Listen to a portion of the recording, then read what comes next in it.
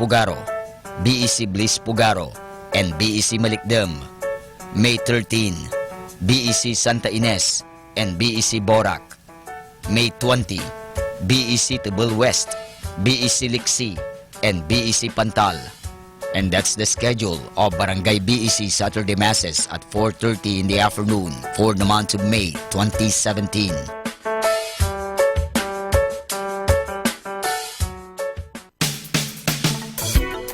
Colegio de San Juan de Letran Manawag is in need of a guidance counselor, 1 teacher in preschool, 3 teachers in grade school, and 3 junior high school teachers, 1 major in English, 1 major in math, and 1 major in science.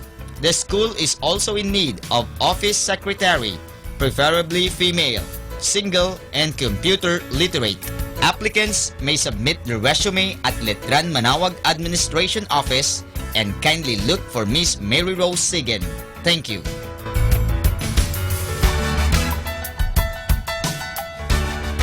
Atin pong napakinggan ang mga pasabi mula sa Basilica Minore ng Manawag. Listen to Manawag Dominican Radio and watch live through our website at www.radyomanawag.com for the live mass on air from 6 o'clock in the morning and 11 o'clock in the morning every day, and 5 o'clock in the afternoon from Monday to Friday, and 4:30 in the afternoon every Saturday, and 4 o'clock in the afternoon every Sunday. You may also visit the official website of Minor Basilica of Manawag at www.manawagbasilica.org for the different activities and other announcements. May kasama ka si Jesus, si Maria at kami.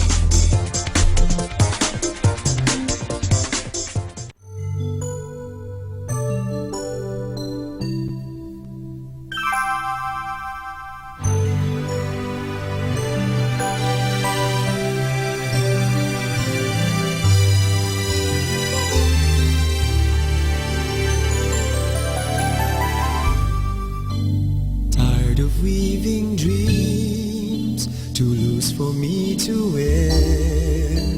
Tired of watching clouds repeat their dance on air. Tired of getting tied to doing what's required. Is life for me routine in the greater scheme of things? Taking roads someone else designed, through with chasing stars that soon forget to shine, through with going through one more day. What's new? Does my life still mean a thing in the greater scheme of things? I think I'll follow the voice that calls within. Dance to the silent song it sings. I hope to find my place, so my life will fall in place. I know in time I'll find my place in the greater scheme of things.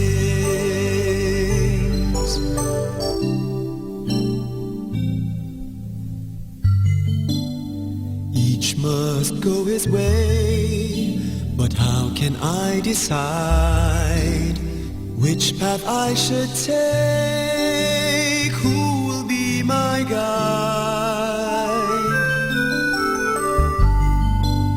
I need some kind of star to lead me somewhere far, to find a higher dream in the greater scheme of things. The road before me bends. I don't know what I'll find. Will I meet a friend or ghost I've left behind? Should I even be surprised that you're with me in disguise? For it's your hand I have seen in the greater scheme of things. I think I'll follow the voice that calls within. Dance to the song it sings. I hope to find my place, so my life will fall in place.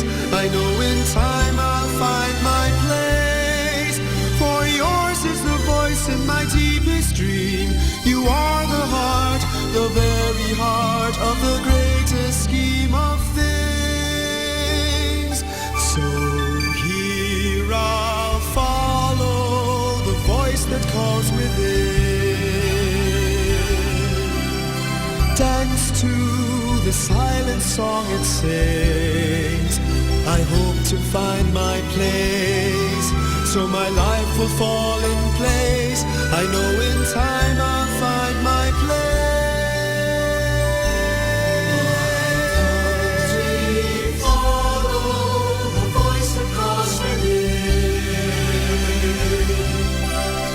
Dance to the silent song it sings. One day we'll find our place, for all things fall in place, for all things have a place in the greater scheme of things.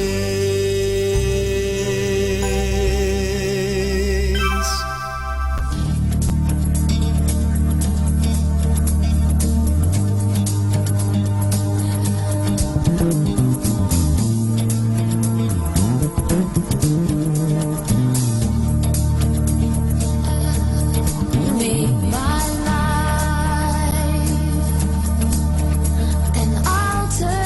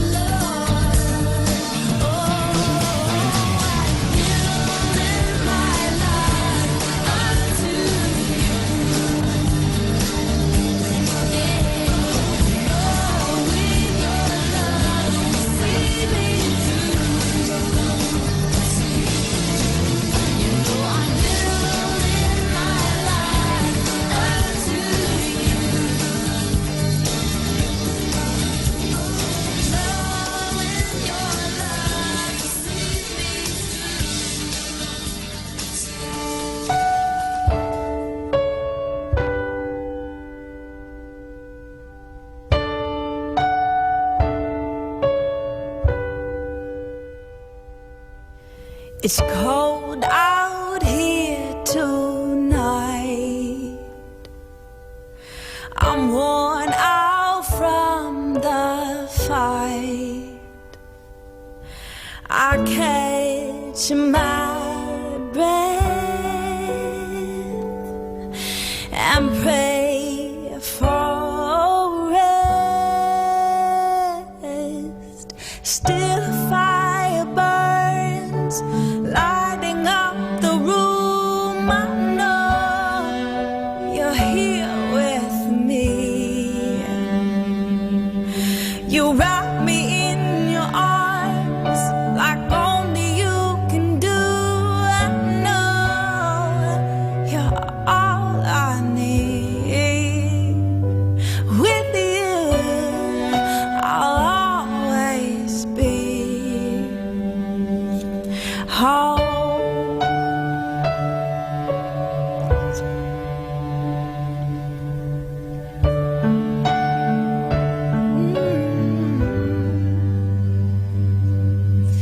Days like this will come, but still I'm gonna trust. You are the strength in me, and you will never leave. Still a fire burns, lighting up the room. I know you're here with me. You wrap me in your arms like only you can do. I know you're all I need. With you, I'll always be home, home, and I won't forget all you have done for me. I find my hope in who you are, and when I feel alone, you will always comfort me. It's you who holds my heart. Home is where you are. Still a fire burns, lighting up the room. I know you're here with me. You wrap me in your arms like only you can do. I know you're all I need. With you, I'll always be home.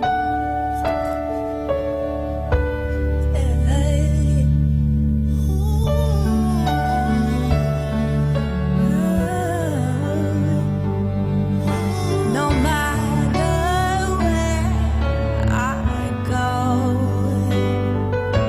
with you I'm always home.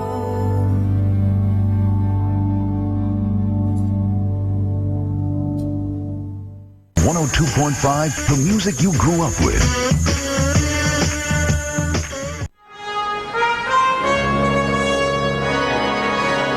Our Dominican saint of the day for May 12, Blessed Jane of Portugal, Virgin.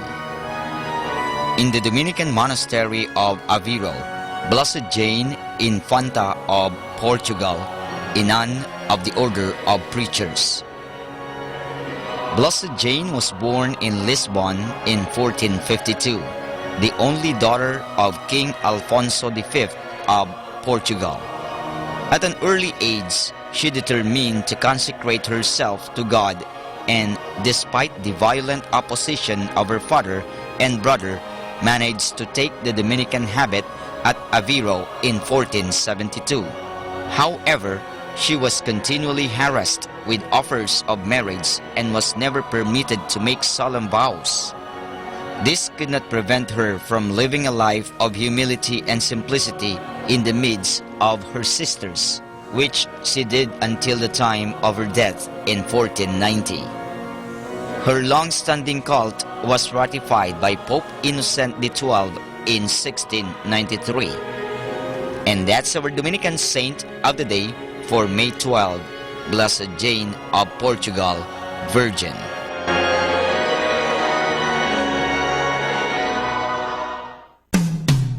Good evening, everyone. Your mind is a magnet. If you think of blessings, you attract blessings.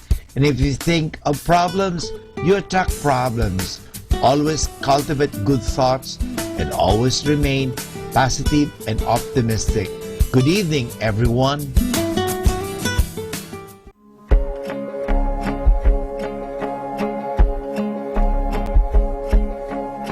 She still keeps the pictures of who she lost.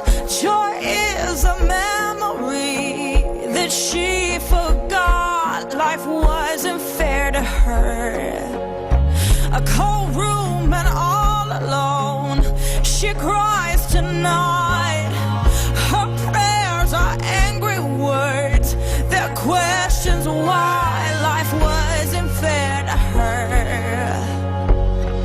You're healer to the broken, shepherd to the lost, father to the orphan, adopted by the cross. There's comfort in your arms. It's where our healing starts. Our only hope is Jesus.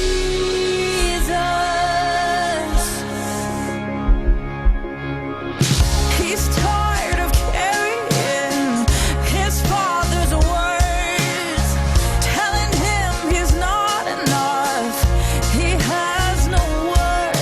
He's memorized the lines.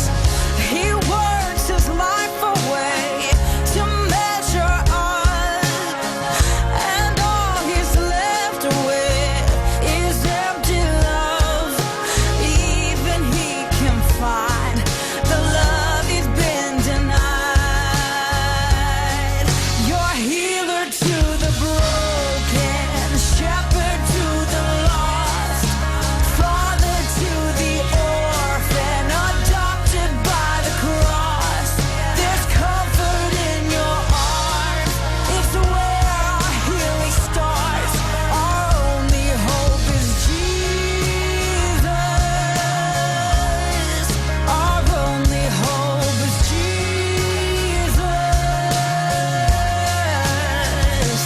Even though I walk down broken roads, I will never have to walk alone. When I cannot stand on my own feet, you would carry me. You're healer to the broken, shepherd to the lost, father to the orphan, adopted by the cross. There's comfort in your arms. It's where our healing starts. Our only hope is Jesus. Our only hope is Jesus. Our only hope is Jesus.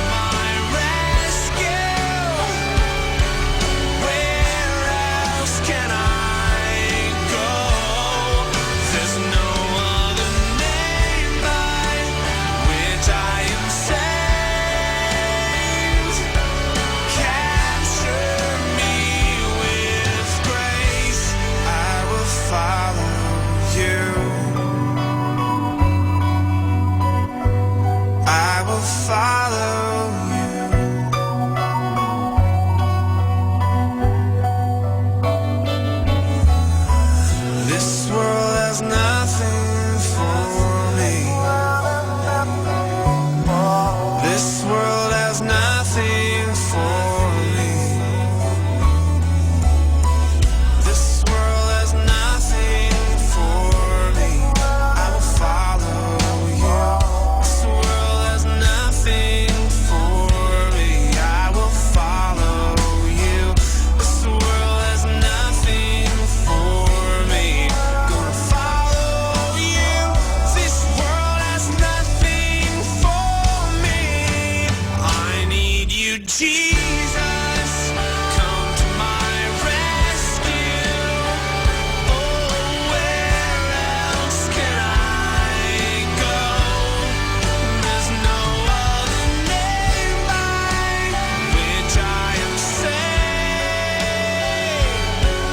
Capture me with grace, 'cause I need you, Jesus, to come to my rescue.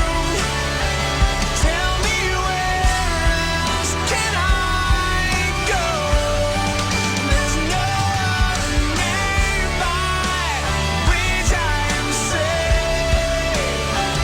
Won't you capture me with grace? Won't you capture me with grace? Capture me with grace. I will follow you.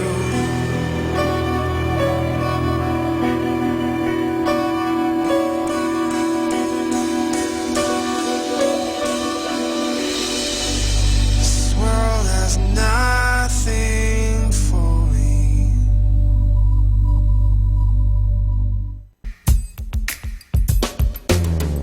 Happy Friday! Friday is like a superhero that always arrives just in time to stop me from savagely beating one of my co-workers with a keyboard. Happy Friday!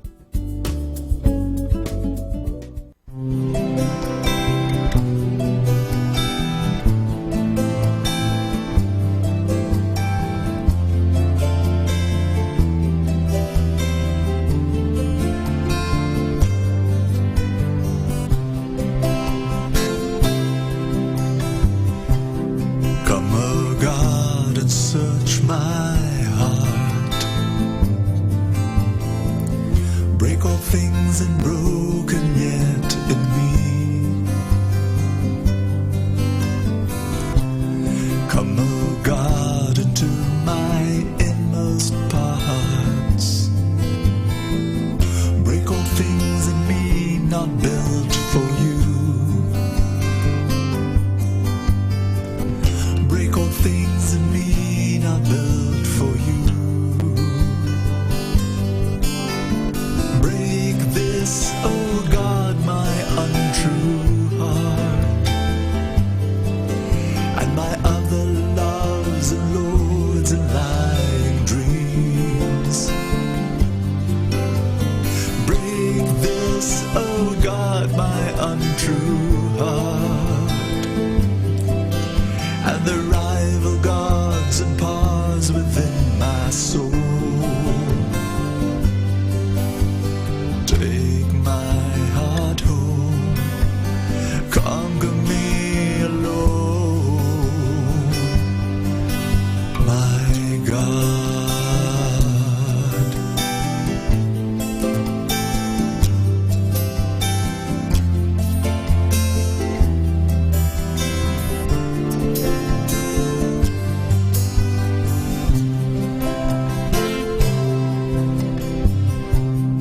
Come, O God, and search my heart. Break all things unbroken yet in me. Come, O God, into my inmost parts. Break all things in me not built for you. Break all things in me not built for you. Break this, this, oh God, my untrue heart, and my other loves and lords and lying dreams. Break this, oh God, my untrue heart, and the rival gods and powers within my soul.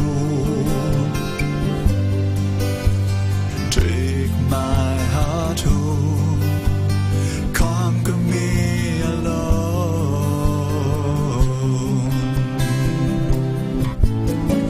Break this, oh God, my untrue heart, and my other loves and lords and lying dreams.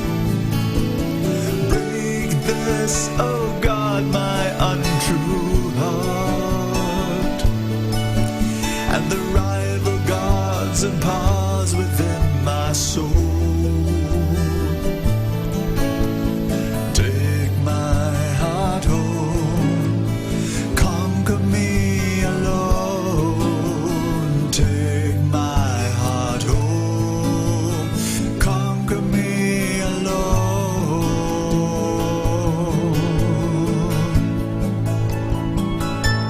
My God.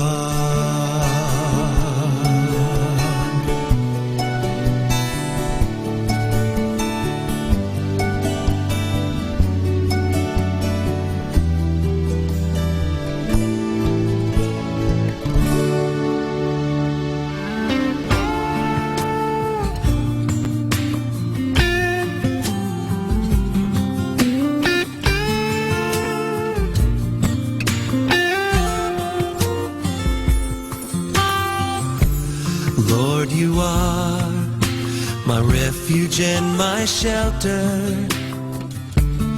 In your presence I will hide. I will wait for the God of my salvation. He will hear me when I cry. Though I fall, I will rise high above the storm. Like an eagle I will fly in the dawn. You are my light, bright and morning star. Come and lead me through the night. Oh, lead me through the night.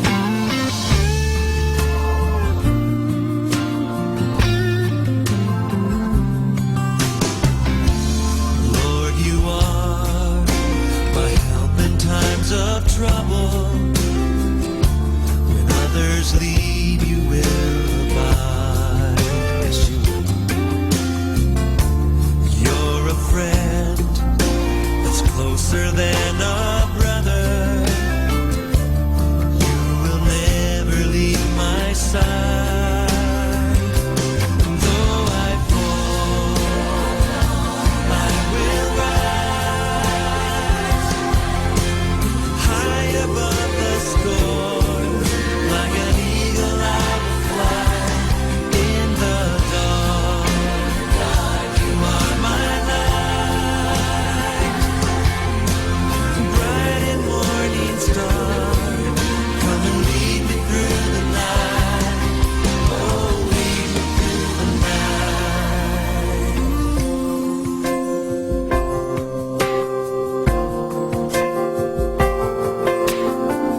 me through the night. Lead me through the night.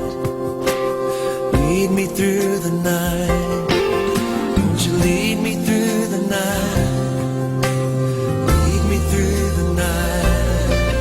Won't you lead me through the night? Lead me through the night. Lead me through the night. Yeah, yeah. Though I fall, I will rise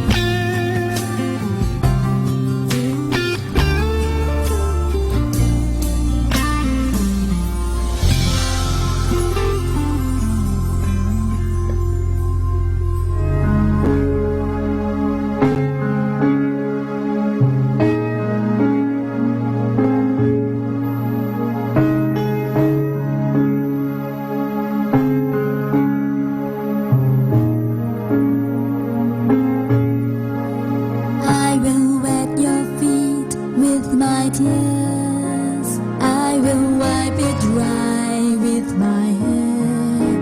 I'll anoint your feet with everything that's precious to me. Broken for you, poured out as a sacrifice. May it be a fragrant offering of worship to you. I will lay down my glory as I worship at your feet. I will lay down my glory as I kiss your feet. All that matters, Lord, is that you be glorified.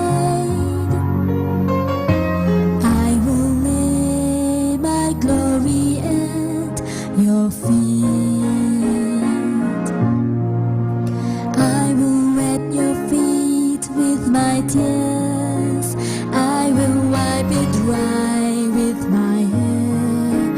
I'll anoint your feet with everything that's precious to me. Broken for you, poured out as a sacrifice. May it be a fragrant offering of worship to you. I will lay down my glory as I worship at your feet. I will lay down my glory as I kiss your feet. All that matters, Lord, is that you be glorified. I will lay my glory at your feet. I will lay down my glory as I worship at your feet. I will lay down my glory as I kiss your feet. All that matters, Lord, is that you be glorified. I will lay my glory at your feet. My glory, I will lay my glory at your feet. I will lay my glory at your feet.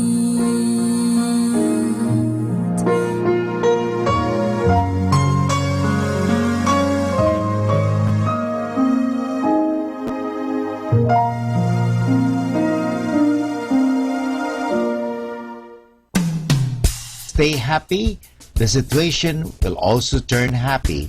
Stay positive and keep smiling. Always stay in bliss. A very good evening to everyone.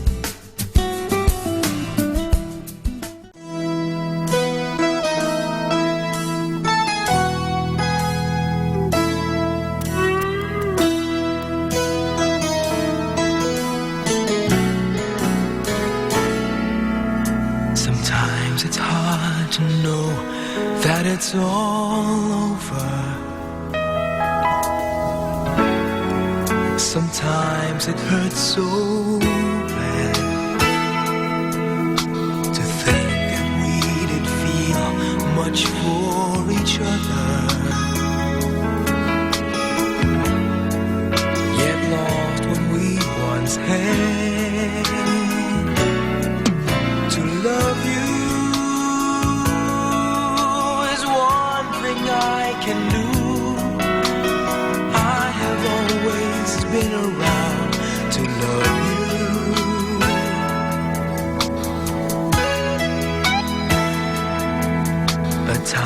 times when I'm alone, I feel so empty.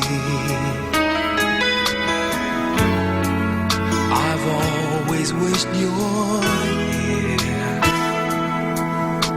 and now you're gone, and all is gone forever.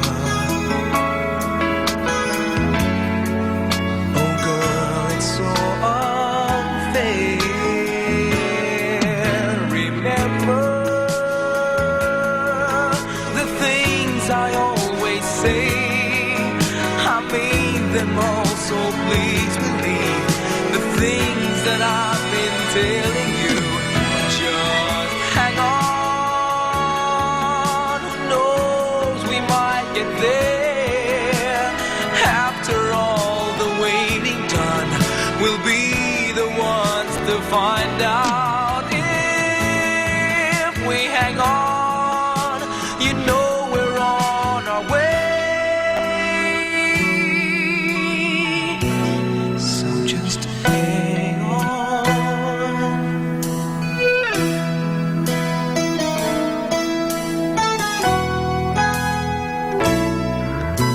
At times when I'm alone, I feel so empty. I've always wished you're here. When I look at the sky, I see a memory. That was where I used to be. I love you, I always think of you. Please listen to the words I say, these words that I've been telling you. Just hang on, who knows, we might get there. After all the waiting done, we'll be the ones to find out. If we hang on.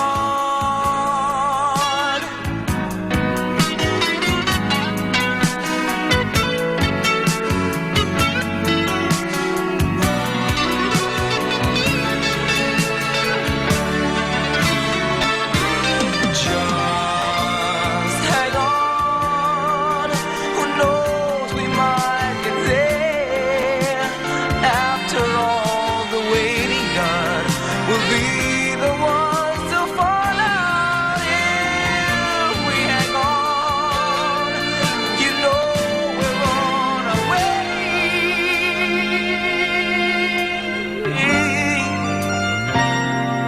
So just hang on.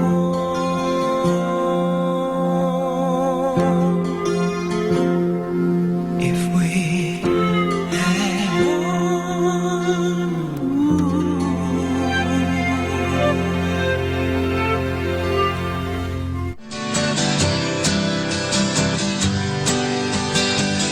Mga kasama, mahal tayo ng Diyos. At sana po, pagkagising natin sa umaga, sabihin natin, mahal na mahal ako ng Diyos. Ngayong araw na ito, may maganda at mabuting bagay na mangyayari sa aking buhay. O sabihin natin, may maganda at mabuting plano ang Diyos sa akin sa araw na ito. Happy listening po sa Manawag Dominican Radio. God bless us all.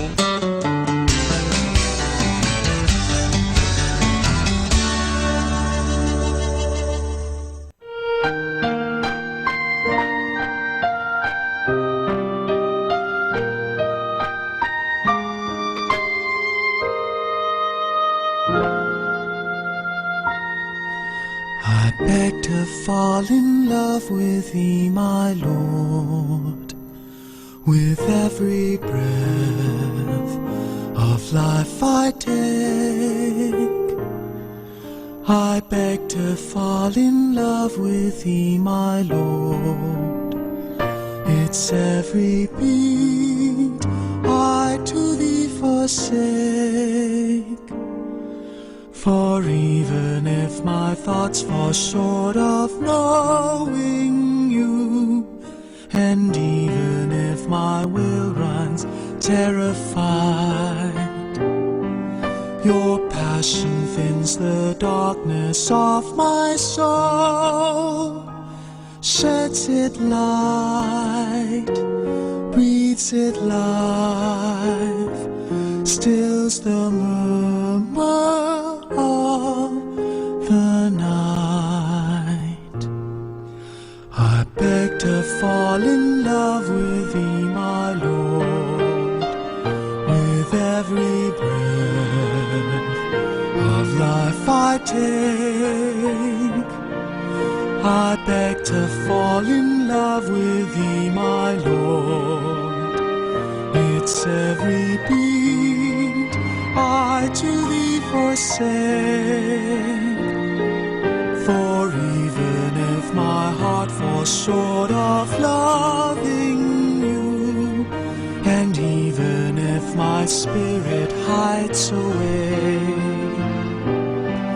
your love for me surpasses all my fear. All I do, all I am, all that I can ever be. I beg to fall in love with thee, my Lord, with every breath of life I take. I beg to fall in love with thee, my Lord. It's every beat I to thee forsake.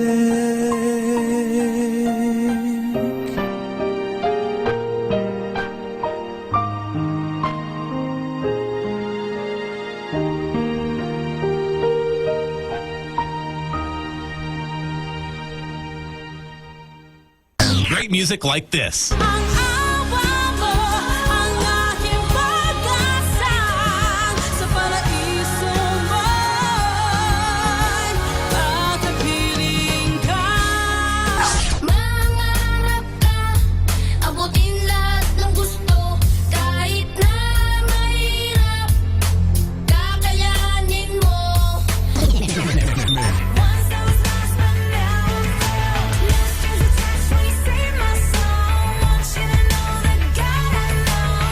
Oh, you gotta Tumawag ka kay Jesus at lumayo sa kasalanan. Tumawag ka kay Jesus at ikaw ay tutulungan. Tumawag ka kay Jesus at lumayo sa kasalanan. Tumawag ka sa kanyang pangalan at tumabot ang kaligtasan. Tumawag ka kay Jesus at lumayo sa kasalanan. Tumawag ka kay Jesus at 102.5 Manawag Dominican Radio.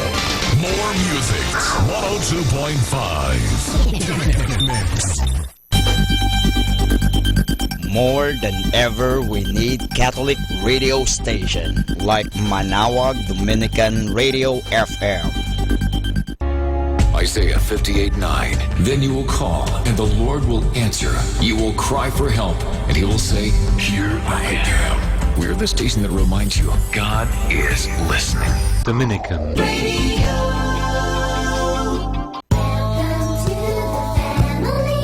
Atin pong pakinggan sina Kuya Bobot at Ate Lea Ocampo sa programang Ang Kristiyanong Pamilya at iba pa dito lamang sa Manawag Dominican Radio. May kasama ka.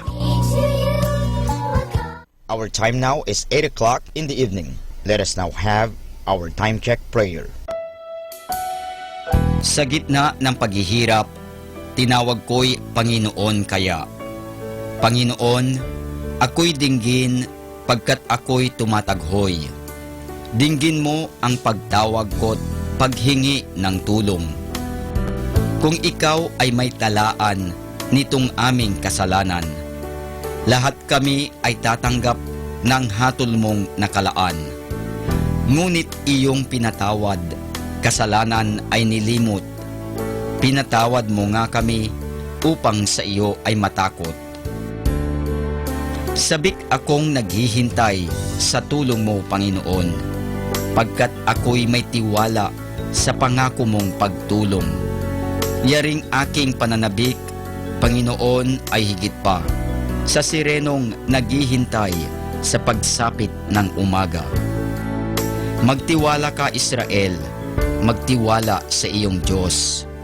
Matatag at hindi kukupas ang pag-ibig niyang dulot. Lagi siyang naghahandang sa sinuman ay tutubos. Ililigtas ang Israel, yaong kanyang hirang. Ililigtas niya sa kanilang kasalanan.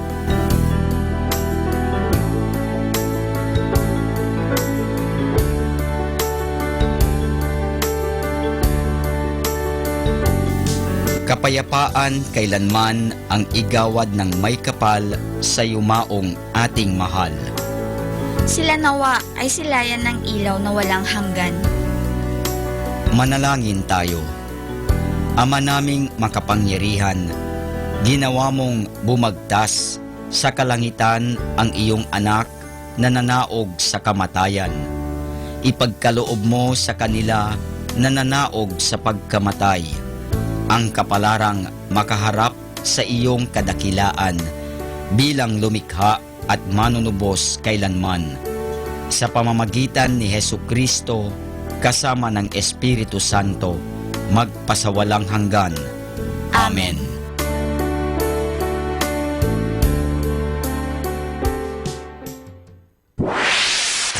Mula sa Manawag Dominican Broadcasting Incorporated, napapakinggan sa buong mundo sa pamamagitan ng www.eradioportal.com at www.radyomanawag.com.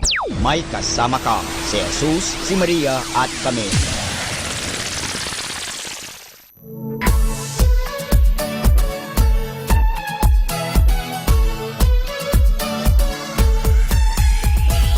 Halina at sama-samang makinig sa programang Ang Kristiyanong Pamilya at Iba Pa ni Kuya Bobot at Ate Lea mula Lunes hanggang Sabado, alas 8 hanggang alas 9 ng umaga at alas 8 hanggang alas 9 ng gabi. Ayain at isama ang buong pamilya sa panonood at pakikinig. Log on to our website at www.radyomanawag.com. Ang Kristiyanong Pamilya at Iba Pa, ang programang hitik at puno ng talakayang napapanahon. Ang opinyon mo at saloobin ay napakahalaga para sa mga pangarap at ambisyon ng bawat isa. Sama-sama tayong magbigay ng impormasyon, edukasyon at inspirasyon sa bawat isa at sa buong pamilya at salipunan. Ang Kristiyanong Pamilya at Iba Pa ni Kuya Bobot at Ate Lea mula Lunes hanggang Sabado, alas 8 hanggang alas 9 ng umaga at alas 8 hanggang alas 9 ng gabi. Dito lamang sa 102.5 FM Manawag Dominican Radio. May kasama ka, si Jesus, si Maria at kami.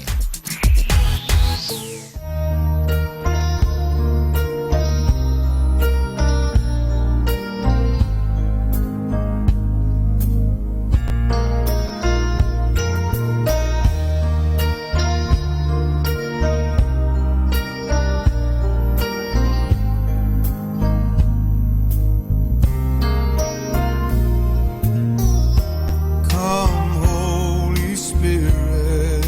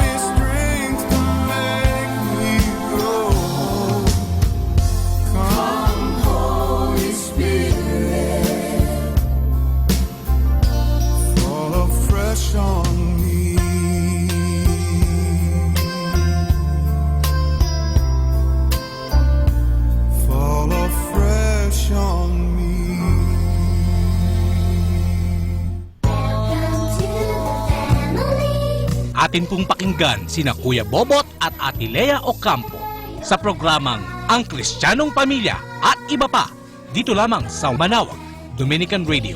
May kasama ka.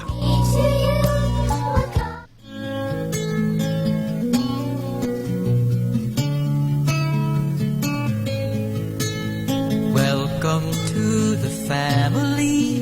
We're glad that you have come to share your life with us as we grow in love, and may we always be to you what God would have us be, a family always there to be strong and to lean. Ayan! Isang mapagpalang araw. Hi and hello, Bayang Pilipinas, Luzon, Visayas, at Mindanao. At syempre, sa lahat na nakalagin sa atin dyan, sa ating Facebook Live. Ayan, andyan dyan ang aking may bahay. Love you, Diyos. Sabi niyan, God bless us all. Ang aking esposa na nandoon pa. At nag-aalaga na nga po. Diyan yan sa Manhattan, sa New York. Magandang gabi din sa mga taga Maryland. Sila Noel, sila Juliet, si Lito, si Sonia, si Cesar, si Leti ba? Yung isa, hindi ko alam kung anong pang nakalimutan ko. Sana mag-text sila, no? Magandang gabi pa kay Brother Ed Yamba, na siyang Atlantic servant ng USA. Ganon din kay Brother Ben Waga, na siya namang regional servant dyan, no? Sa 17 states ng USA. Magandang gabi kay Sister Mitzi, ano? At syempre kay Brother Noni and Belma Male, no? Magandang gabi sa iyo, kapatid. Talagang ikaw yung napabuti naman dyan. Ako'y nandito na sa Pilipinas. Ano ha? At maganda rin kay Sister Net Dumasian. Laging hindi ko nakikita yung pangalan niya pagka naglalagin siya. At sa lahat ng membro ng Couples for Christ, Foundation for Family and Life. Sa buong mundo rin, Magandang gabi. At syempre, huwag natin kalimutan ang ating Servant General na si Brother Frank Padilla kasama si Sister Jerry Padilla. Magandang gabi po sa inyo lahat. Ganun din naman magandang gabi din dito sa atin, sa Dominican community. Ang ating mga pare, si Prior Anton, si Father Eugene, si Father Charles, at lahat ng mga pare dito. Nawala yung pangalan nila rito. Dati nandito, hindi ko sila mabati tuloy lahat. Hindi ko kabisado, Yan, so magandang gabi po sa inyong lahat. At kung araw man tumatama ito, magandang araw din. Kasi sa Amerika, araw yan. Sa San Francisco, araw yan. Sa New York, araw yan. At si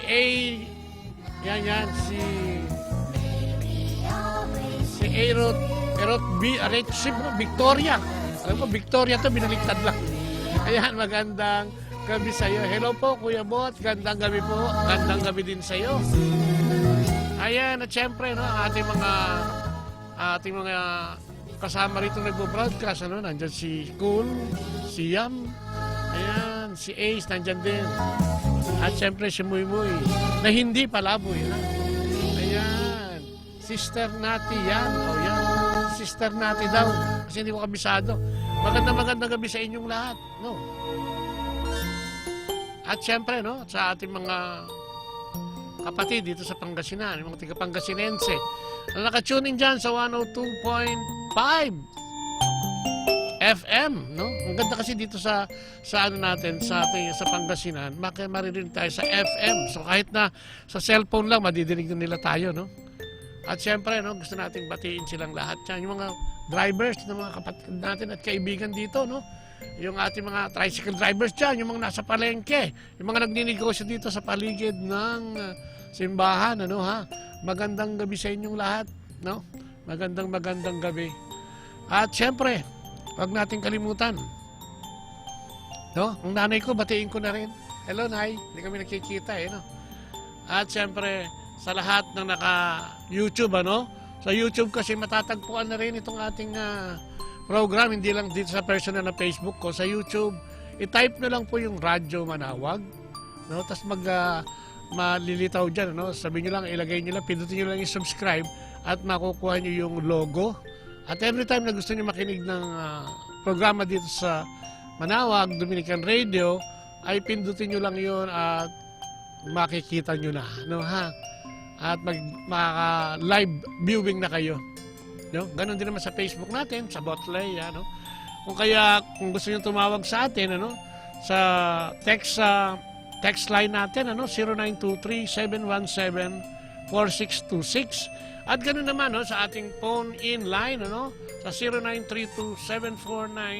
0932-749-5154. Ganun din, ano? Sa 0939-929-4709. Yan po ang aking personal na numero. Ayan, tayo magsama-sama. At syempre, i-welcome ko kayo sa ating programang Ang Kristiyanong Pamilya at iba pa. Na inyong mapapakinggan mula alas 8 hanggang alas 9 ng umaga. Ganun din man alas 8 hanggang alas 9 ng gabi. No? Kaya kung meron kayong mga gustong ipaharating, no? Meron kayong mga gustong isama sa prayer natin, meron mga may sakit, no? O meron kayong mga gustong batiin, no? Ang ating pong linya ay bukas para sa inyong lahat. Kami po ay tumatanggap ng tawag. Kung gusto niyo pong tumawag, ay nariyan lamang. Ano. Kung gusto niyo ng mga counseling, meron din kayong binibigay. Kung gusto niyo ng mga talk at mga seminar, nagbibigay din po kami. Makipag-ugnayan lang po kayo dito sa Manawag Dominican Radio 102.5 FM. May kasama ka si Jesus, si Maria, at syempre kami, no, ha?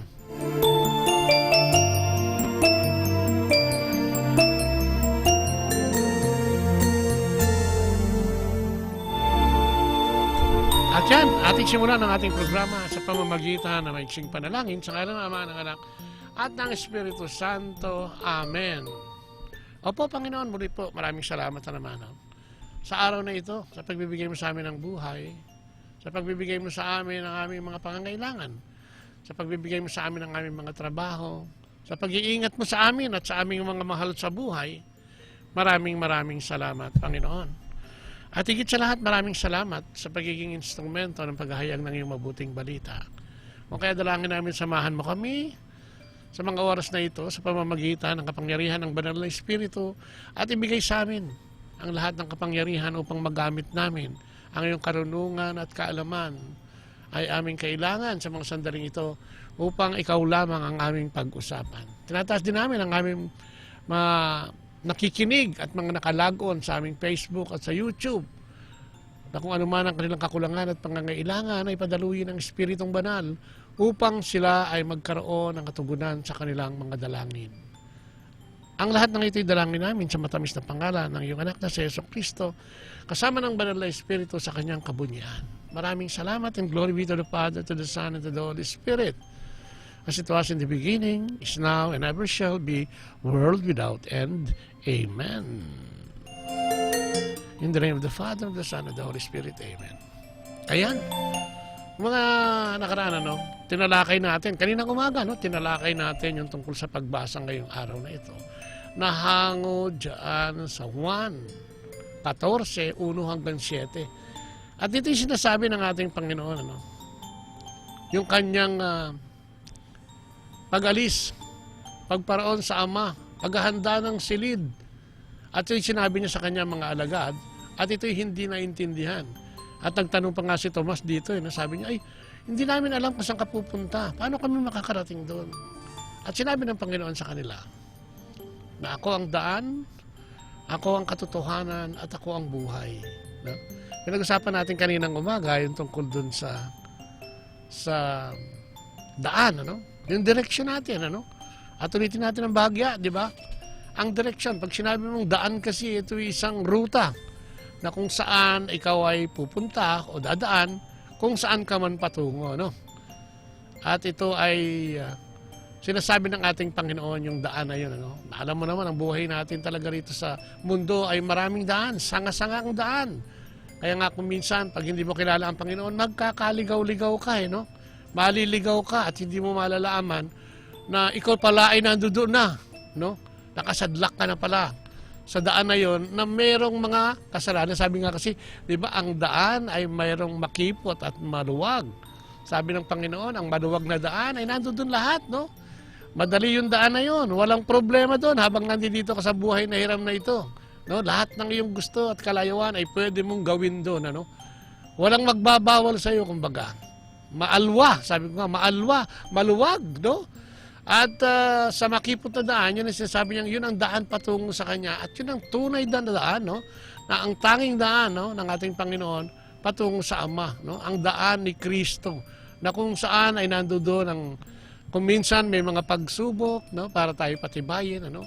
Ang daan na yun ay hindi laging maganda. Ibig sabihin hindi maganda dahil ayaw natin ng masikip, no. Ayaw natin ng tayo nasusubukan. Ayaw natin ng tayo nahihirapan, ano. At marami ang kumipili o hindi pumipili sa daan na masikip, kundi doon sa daan na maluwag, no.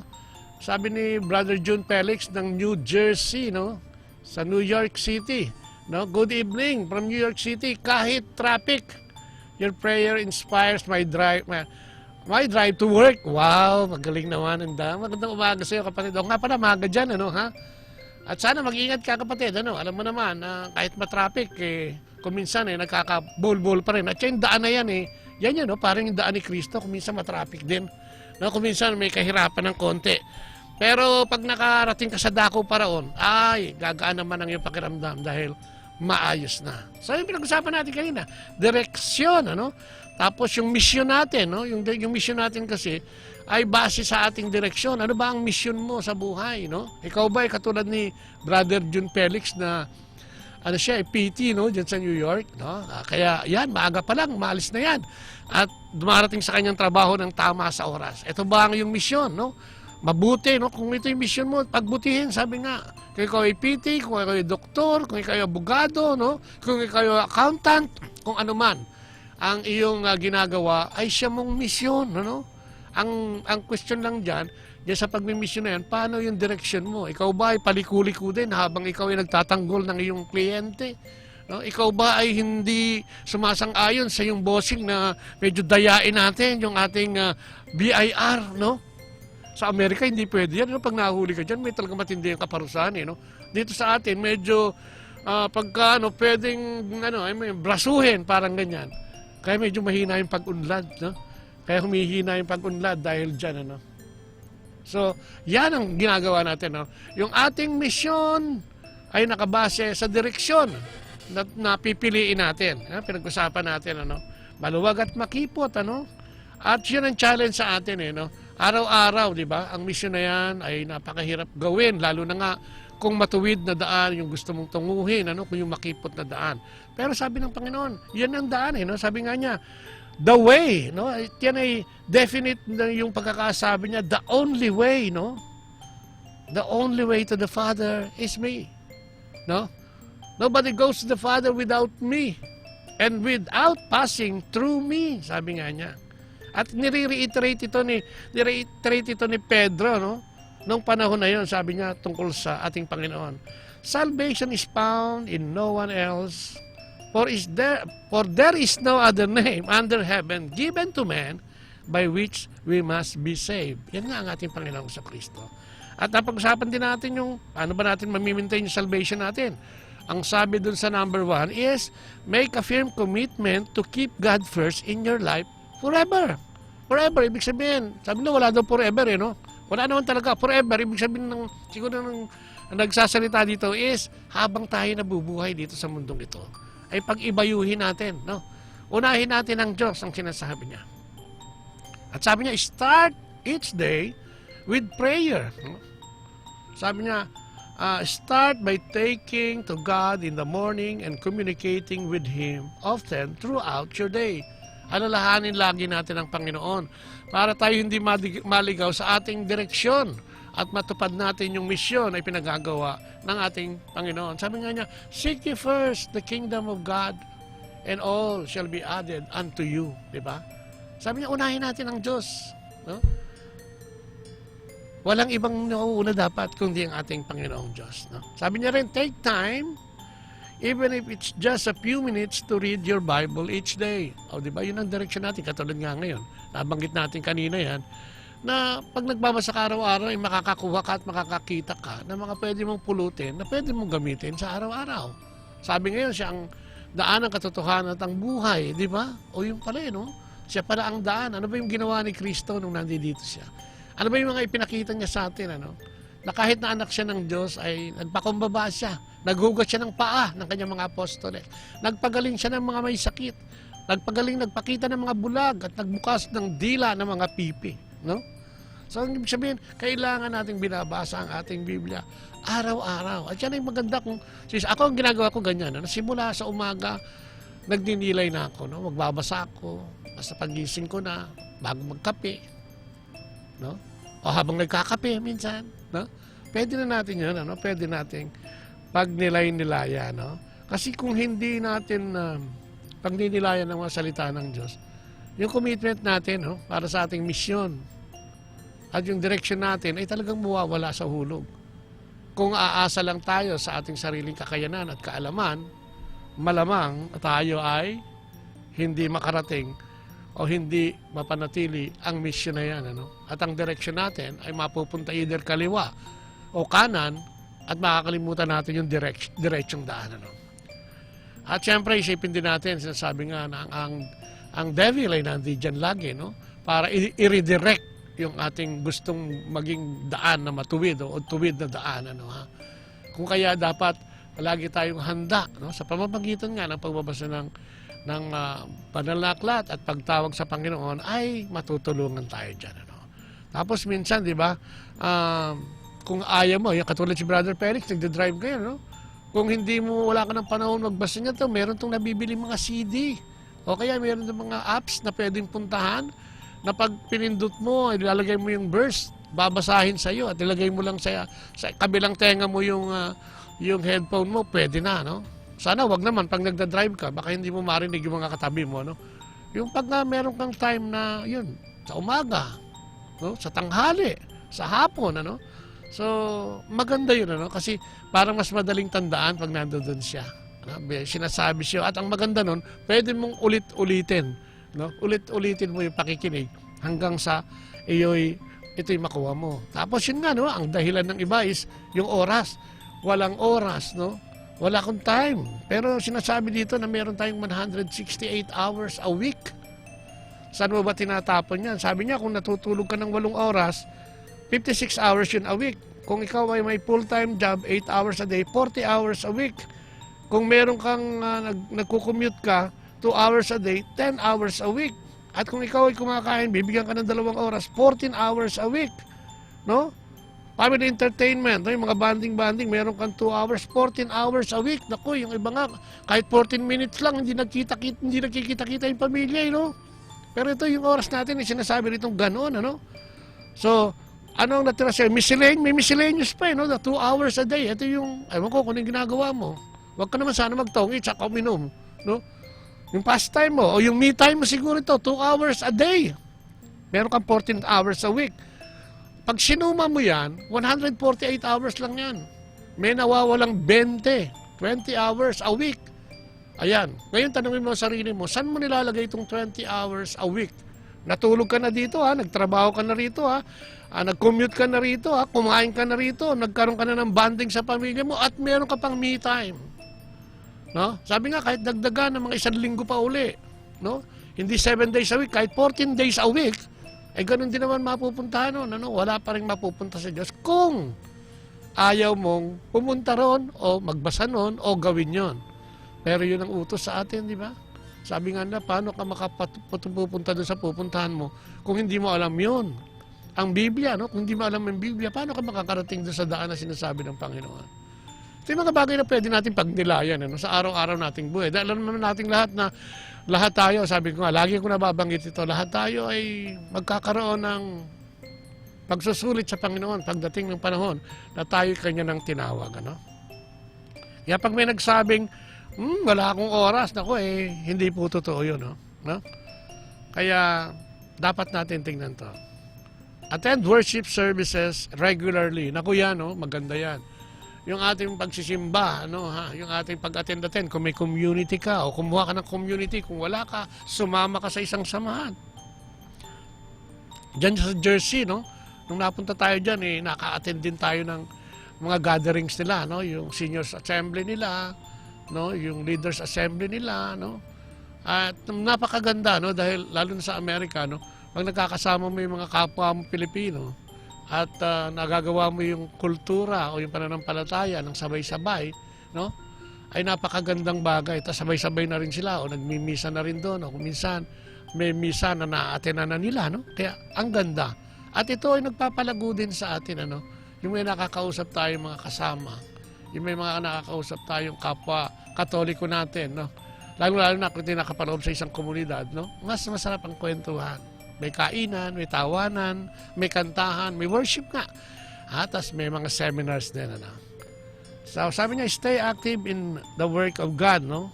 Staying busy for God is an excellent way to keep from falling prey to Satan's snares, no? Totoo yan. Kung ikaw ay lagi nakababad, kumbaga nakababad ka sa salita ng Diyos at ang kasama mo ay mga maka-Diyos, no? Malabong makapasok yan sa pintuan nyo, si Satanas, no? Dahil puproteksyonan ka ng Panginoon. Sabi nga niya, God has something for everyone to do regardless of how small the work might seem, no? Kahit nakakapiraso lang yan. Kung minsan akala natin baliwala. Yun nga, di ba, yung mga magulang o yung mga nanay, especially, no, dito sa Manila, no? Akala nila yung pagiging nanay, paggagawasan ay parang minamaliit, ano? Nako, sa Amerika, big time yan, no? Yung iba, hindi talaga sadyang nagtatrabaho para ma-attenan o maibigay yung pangangailangan ng pamilya sa loob ng tahanan. Doon may mga nagre-resign, no, na babae, most of the time mga babae, tapos yung lalaki ang kakayod. Dahil ang mahal-mahal ng babysitter pa lang doon, maghihirap ka na, no? So yun, nagsasakripisyo. Kaya hindi po yan, no? Hindi po maliit na bagay. Yung mga nagwawalis dito sa Pilipinas o kahit sa ang sulok ng mundo, sabi niya, napakaliit na bagay niyan. Pero paano kung walang magwawalis? Kung di nakatambak lahat ng basura dyan sa kalye, no? O, di ba nakakatawa? Sabi ng janitor, ay naku, maliit lang naman. Hindi. Sabi niya, kung walang janitor sa loob ng kumpanya o opisina, ay dinamaho kayong lahat dyan, no?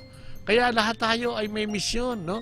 Meron tayong ginagampanan, nagawain, nagaling sa Panginoon. Kaya nga ang sabi, kung ano man yan, maliit man yan o malaki, kung ituring mo, gawin mo ito ng inaalay sa ating Panginoon. At ito'y magsisilbing mission mo at magkakaroon ka ng direksyon na maayos, no? Kasi nakabase ito at nakaangkla sa ating Panginoong Diyos. Amen. O, di ba? Sabi niya, lagi, seek ye first the kingdom of God, no? Pag-aralan daw natin ang Biblia, no? Pag nilay-nilayan natin, lalo na nga kung may community ka, nagkakaroon dyan ng liturgical Bible study madalas, ano? Pinagdinilayan yung pagbasa. Ano ba ang meron doon? Katulad nga ngayon, di ba? Ano ba ang meron sa pagbasa ngayon? Siya ang daan ng katotohanan at ang buhay. Diba? Ikaw ba ay nasa matuwid na daan? At may katotohanan ba ang buhay na ginagampanan mo ngayon? Di ba? Yun ang ano eh. I am the way, the truth, and the life. No? Ang buhay mo ba ngayon ay nakaangkla sa ating Panginoong Jesucristo? No? Always walk in the light that God reveals to you. No? Yan, di ba? May mga bulong sa atin yan. Yung banal na Espiritu, dalawang bagay lang naman eh. Masama at mabuti. Pag ang kaisipan mo ay parang may tendency ka na magdasal, galing sa Diyos yan, magdasal ka. Pagdasal mo, pag may naisip ka may ipagdadasal kang ibang tao, maliban sa iyo at sa iyong pamilya, ipaggawin mo. Kasi yan ay working ng Holy Spirit yan, ano? No? Kaya nga, dapat nakikita natin yan at yan ay magagawa natin kung tayo nga ay muli nakaangkla sa ating Panginoong Diyos, no? Hindi pwedeng ikaw lang, no? Hindi pwedeng sa sariling sikap mo lang, ano ha? Kailangan nating tawagin lagi ang nating Panginoong Diyos, no? Tapos mamili daw ng mga kaibigan. Yun nga. Kung pipili ka na rin lang, pumasok ka sa isang komunidad. Nako. Lalong-lalo na sa Couples for Christ, Foundation for Family and Life, ay masaya po dyan. Ano ha? Napakaraming teachings niyan. Meron pa nga yung Live Christ, Share Christ, no? Kung saan meron dyan Live Pure na nagtuturo sa mga kabataan para hindi masyadong maangkla sa sobrang ino-offer ng mundong ito, no? Para hindi puro kalayawan, no, ang ginagawa, kundi magkaroon din ng mabuting pananaw tungkol sa pag-ibig ng Diyos at kung paano din nila iibigin ng Diyos at ang kanilang kapwa. No? Sabi nga niya, pag ikaw ay napunta na dyan, binabago ka at ikaw ay bago na. At pag ikaw ay nabago, sana magtuloy-tuloy yan. Ano? At tulad natin, 23 taon na rin tayo sa Couples for Christ at mula nung panahon na yun, ay nagtuloy-tuloy din yung ating pagbabago at pagsisikap na makalapit sa Diyos. Ano? At ang maganda sa Panginoon, pag lumapit ka sa Kanya, hindi ka naman niya i-deny. No? So, testify for the Lord. Importante din ito. No? Importante yung sinasabi natin sa ating kapwa, yung kabutihan ng Diyos, yung nagagawa niya sa atin, yung buhay natin sa Kanya. Dapat i-sinishare natin ito. No? Dapat kung may nangyari sa iyong mabuti, sinasabi mo sa Panginoon. No? Dapat kung ikaw ay gumaling sa iyong mga sakit, pumunta ka dito sa amin. I-share natin yan sa iyong papawid. No? Kung ikaw ay nabigyan ng biyaya ng Panginoon, dapat sinasabi na naman kung bakit. Dahil yan ang magpapatunay ng kanyang katotohanan. At sa katotohanan na yan, ay marami ang magkakaroon ng inspirasyon para tumangkilik din sa ating Panginoon. So, lagi yan, no? Seek God's will, no? Sabi nga, di ba, ang ating Panginoong sa Kristo mismo, sa pagsisik niya ng God's will sa Kanya, ng Kanyang Ama, di ba, nung siya'y bibitayin, sabi niya, baka naman pwedeng maligtas ako dito. Pero, ang iyong kapasyahan, ang siyang dapat masunod. Di ba? Napakaganda. No? Diyan natin malalaman, yung mga bagay na yan. Dito natin makikita at makakadikit. At magiging pamantayan natin itong mga ito, no? Para tayo ay mapunta sa tamang daan. So, ang sabi niya, ano sabi niya uli? Paano natin mamimaintain to? Kailangan committed tayo. No? Hindi puro commitment, kailangan committed ka sa commitment mo. No? Naunahin ang Diyos sa lahat. No? Commitment din na mag-start ng iyong pananalangin at pagtawag sa Panginoon sa umaga pa lang. No? Tapos, magbigay din tayo ng oras para magbasa ng Biblia. Huwag natin idahilan yung oras dahil kinumpute natin kanina yan. Meron kang 20 oras, no? Sa loob ng isang linggo. Kung ibibigay mo isang oras, meron ka pang 13 oras, no? Isang linggo yan. May 13 hours ka pa rin para sa me time natin. Ano pa? Diba? Sabi niya, attend worship services, pagsisimba, pagpunta sa confession, no? Reconciliation. No? Yan ang mga dapat natin gawin. Magsama o sumama sa komunidad na merong direksyon na tungkol sa ating Panginoon. No? Kaysa naka-standby ka lang at wala kang ginagawa, subukan mong lumapit sa simbahan. Napakarami dyan na mga gawain. Subukan mo rin tumawag sa amin. No? At ipakikilala kita dun sa mga pwede mong samahang komunidad katulad ng CFC, FFL. No, ha? Yan ang mga dapat natin gawin. No? Stay active in the work of God. No? Lagi tayong magtrabaho para sa ikalulugod ng ating Panginoon. Ano? Pag-aralan natin ang Biblia. Yan ang book of instruction before leaving earth. Bible. No? Diyan mo makikita kung paano ka makakarating at makakasunod sa Panginoon. Kaya siguro iniwan yan, o talagang iniwan yan, 2,000 taon na mahigit ang nakakaraan. No? At syempre, tingnan natin yung ano yung pinapahayag sa atin ng Panginoon araw-araw. No? Ano yung gusto niyang ipagawa sa atin para sa ating mission and direction. Maghanap din ng mga bagong kaibigan. No? Alam naman natin, minsan yung mga kaibigan natin, nagiging sanhi din ng ating kapahamakan. Pagka ganyan, alam naman natin yon, siguro maghanap din tayo, no? Hindi naman sa itinatakwil mo sila. Pero kung hindi sila nakakabuti sa iyo, no? At ikaw ay napapariwara at napapahama o napapasama, ay parang sinasabi na ng Panginoon na maghanap ka. Maraming inilaan ng Panginoon para sa iyo na magiging bagong mga kaibigan, no? Ayan pa, no? So, tingnan natin yung direksyon na sinasabi sa atin ng ating Panginoon. At talakayin naman natin ngayon, the truth, sabi niya. I am the way, the truth, and the life. The truth, no?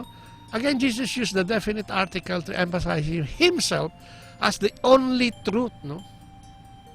Your law is the truth, no? In the Sermon on the Mount, Jesus reminded his listeners of several points of the law. Then said, but I say unto you, thereby equating himself with the law of God as the authoritative standard of righteousness. Jesus said that He came to fulfill the law and the prophets. Yan sa Matthew 5:17. No? Jesus as the personified Word of God, no, is the source of all truth. Sabi sa John 1:1. No? Siya yung pinadala talaga. Personal, naging persona, taong. No? Kaya nga nagkatawang tao siya. Siya yung pinadala upang ihayag sa atin ang katotohanan na ipinasasabi ng ating Ama. So dito, no, meron tayo pwede natin pag-usapan itong 10 big daily truth reminder sa atin. No? Kasi kung minsan nakakalimutan natin. No? Unang-una, alamin natin na that God exists talaga. No? Sa Exodus 3:14, God said to Moses, I am who I am. This is what you are to say to the Israelites. I am. I sent you. No? So ito yung nangyari ito doon sa Mount Sinai nung unang tawagin si Moses, no, ng ating Panginoon, at pinakita, kinausap siya doon sa kung nagbabasa ka ng Biblia, madadaanan mo 'to, no, sa istorya ni Moses na yun nga yung puno na hindi nakukonsume pero nagliliyaw, no. At dito sinabi ng Panginoon sa kanya, no, napupunta siya sa paraon ng ng Ehipto at ililigtas daw. Sabi ng Panginoon, iligtas mo ang aking mga kababayan, ang Israelitas. Pero sabi ni Moises, paano kung magagawa yan? Napaka-ordinaryong tao ko. Ang sabi ng Diyos, ako ang bahala sa iyo. Sasamahan kita, no? Napaka-simple, no? Kung nagbabasa tayo, kung nanonood ka ng 10 Commandments sa pelikula, no? At nagbabasa ka tungkol sa Panginoon, hindi mo pwedeng mawala ito. Isa sa mga highlights ito ng istorya ng Diyos, ano? Sa Exodus to, dun sa Lumang Tipan, makikita natin yan. At kung minsan, napaka-basic to, kaya parang ang hirap maintindihan, parang baka kwento lang yan. Pero sabi nga natin, ang Biblia ay nag-exist ng 2,000 taon na mahigit. Mula nang ito'y likain, no? At ito'y may kapahintulutan sigurado ng Panginoong Diyos. Dahil kwento niya to, no? At maghanap ka nga ng libro na 2,000 taon na, meron pa. Kapatid, dyan lang yun. Yang Biblia lang. Ang hanggang sa ngayon ay buhay na buhay. Dahil ang salita niyan, ang nandiyan sa loob niyan, ay salita ng Diyos na buhay. Kaya yung Biblia, napaka-importante niyan, Diba, simple lang ang pagkakapaliwanag. Pero dapat, yung faith mo, ang ating faith, yun ang dapat natin panghawakan. Na talagang may Diyos. Na sa umaga magtataka ka, gising ka pa no? Ay sino naman ang kumigising kaya sa iyo? Sino naman kaya? Sabihin mo yung alarm clock mo, hindi. Yung alarm clock mo, galing din sa Diyos yan. Ikaw ay buhay. Ikaw ay gumagalaw. Ikaw ay kasama yung pamilya mo, no? At isang katunayan na may Diyos. Diba? At ako nga sa Amerika, nung dumating kasi kami doon noong February, yung mga, sabi ko, ang papangit naman ng puno dito, puro kulay brown, tapos yung mga dahon tuyot. Yung iba nga, walang dahon, parang patay na nga yung yung mga puno Pero bago ako malis, itong spring, grabe, may mga dahon na kulay berde, berde na. Ganun ang ibig sabihin, ang Diyos, makikita mo na buhay. Diba, inaalagaan niya lahat, pati kalikasan. Kaya nakakatuwa doon, makikita mo yung pagbabago. Yun ang gusto ng Diyos, na tayo nababago. Mula sa pagkamatay, o mukhang patay, na puno, buhay ng loob nun. At pag binigyan, ng buhay ng Panginoon, ay gumaganda. Hindi lang sa kanyang personal appearance, kundi matutuwa ka. Diba? Paano nangyari yan? Parang magic. Pero nangyayari yun, At sana malaman natin, ito, sabi nga nitong ating research dito, dapat ito nakapaskil ito, sa mga pintuan natin, sa may mga kainan natin, pati sa kwarto natin siguro, pati na rin sa opisina, Unang-una yung God exists, na talagang may Diyos. At pangalawa, yung God loves you.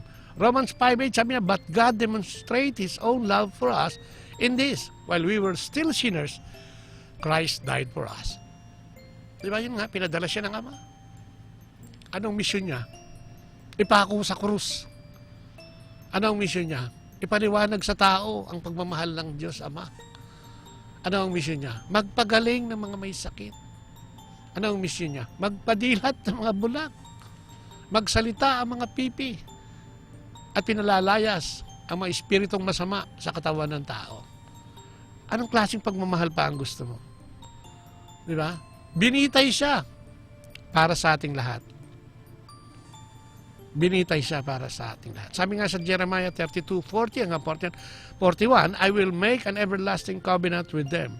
I will never stop doing good to them, and I will inspire them to fear me, so that they will never turn away from me. I will rejoice in doing them good, and will assuredly plant them in this land with all my heart and soul, sabi ng Diyos kay Jeremiah. No? Ay kasi ito yung nagkaroon ng pagkakataon na, di ba? Nagkasira-sira, nagkawatak-watak ang pananampalataya ng tao doon sa Israel. Kung kaya, ito yung binigyan ng bagong pagkakataon ng Diyos, no? Gumawa siya ng bagong kasunduan. New covenant. No? Bagong sumpaan. Sabi niya, no? Sabi niya, I will make an everlasting covenant with them. I will never stop doing good to them. I will never stop doing good to them. Kaya nga, di ba? Tayo araw-araw may nangyayari sa ating mabuti. Kaso ang tinitignan natin madalas, yun nangyayari sa ating hindi mabuti. Kaya tayo nagkakagulo no?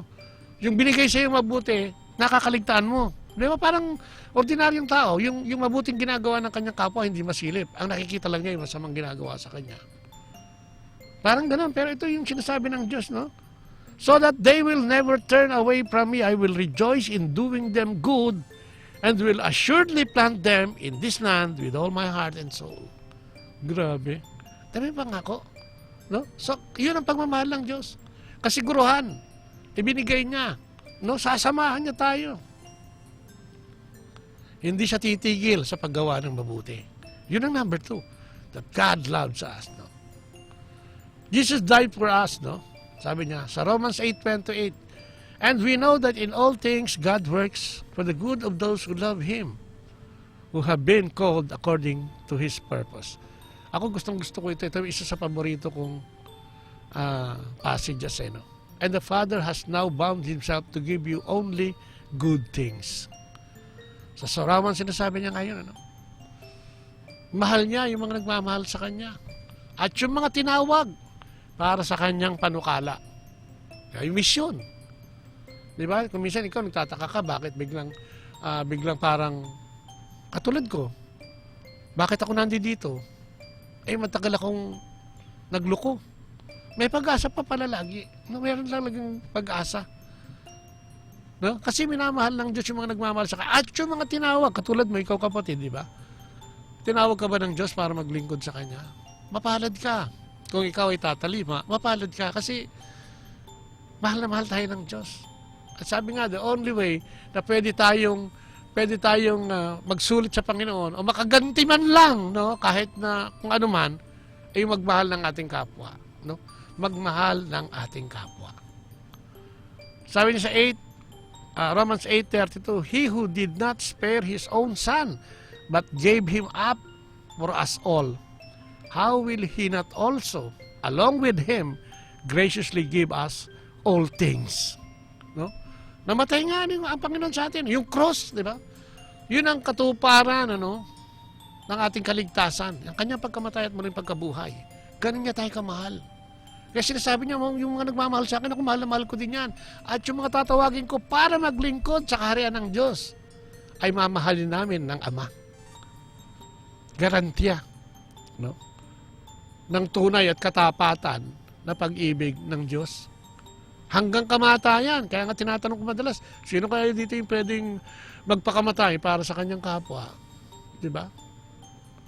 Sabi niya, wala nang hihigit pa sa isang kaibigan na nag-alay ng kanyang buhay para sa isang kaibigan. Si Kristo lang yun, kapatid. Si Kristo lang ang ating Panginoon, ang anak ng Diyos. No? Ano ba sabi niya? God sees you as perfect. No? For by one sacrifice He has made perfect forever those who are being made holy. Yun nga. Sa sakripisyong yun. Ang isinakripisyo yung anak, mga kapatid, yung anak. Ang ibinigay sa ating buhay para sa kaligtasan natin ay yung anak. Magandang gabi kay Adrian Aguilar. Hi, no? Magandang gabi din sa iyo, ha, Adrian. At yung iba hindi lumilitaw dito, no? Dito sa aking sa aking Facebook, makikita ko yan mamaya pagkatapos na ng program eh. So sa lahat na nakikinig at na nag-login, magandang gabi po at maraming salamat sa inyong pagtunghay, no? So yun. 2 Corinthians 5:21. Sabi niya, God made him who had no sin to be sin for us, so that in him we might become the righteousness of God. No, yung kasalanan natin, yung pagtubos ng kasalanan natin. Kaya nga sabi natin, yung ating mga kapraningan, yung mga self-pity natin, kuminsan tuloy-tuloy lang yan eh. Pag binasa mo tong Hebrew 10:14 at 2 Corinthians 5:21, ay matatahimik ka eh. Dahil ginawa ka ng Diyos bilang perpekto. Kaso, naligaw-ligaw tayo. Papasok na naman yun. Asan yung dinadaanan mo ngayon? Saan ka ba nakadaan ngayon? Ano ba yung daan na tinatahak mo ngayon? Yan ba'y maka-Diyos? Gusto ng Diyos? O gusto mo lang? Kapahamakan yun pag tayo lang. Sabi nga, pag sinabi mo, sinurrender mo yung free will mo sa Diyos, napaplano ng Diyos kung anong gagawin sa'yo. Pero yung free will na yan, kung yan ang lagi mong pahiralin, at gagawin mo yung gusto mo, kahit alam mong hindi tama, doon nagsisimula yung pagkaligaw. No? Parang ang tao hindi mo pwedeng bigyan ng ibigay yung isang gamit, no? Katulad yung ultrasound, malalaman mo kung babae o lalaki. May mga bansa diyan na pag nalaman babae, papatayin na lang 'yan. Hindi pakikinabangan sa gera 'yan eh. Lalo yung mga bansang mahilig sa gera. 'Di ba? Wag na natin buhayin 'yan. Sayang 'yan, 'di ba? Magiging palamunin lang 'yan, parang gano'n ng bansa natin. Papatayin na lang. Gusto niya yung mga matikas, lalaki, 'di ba?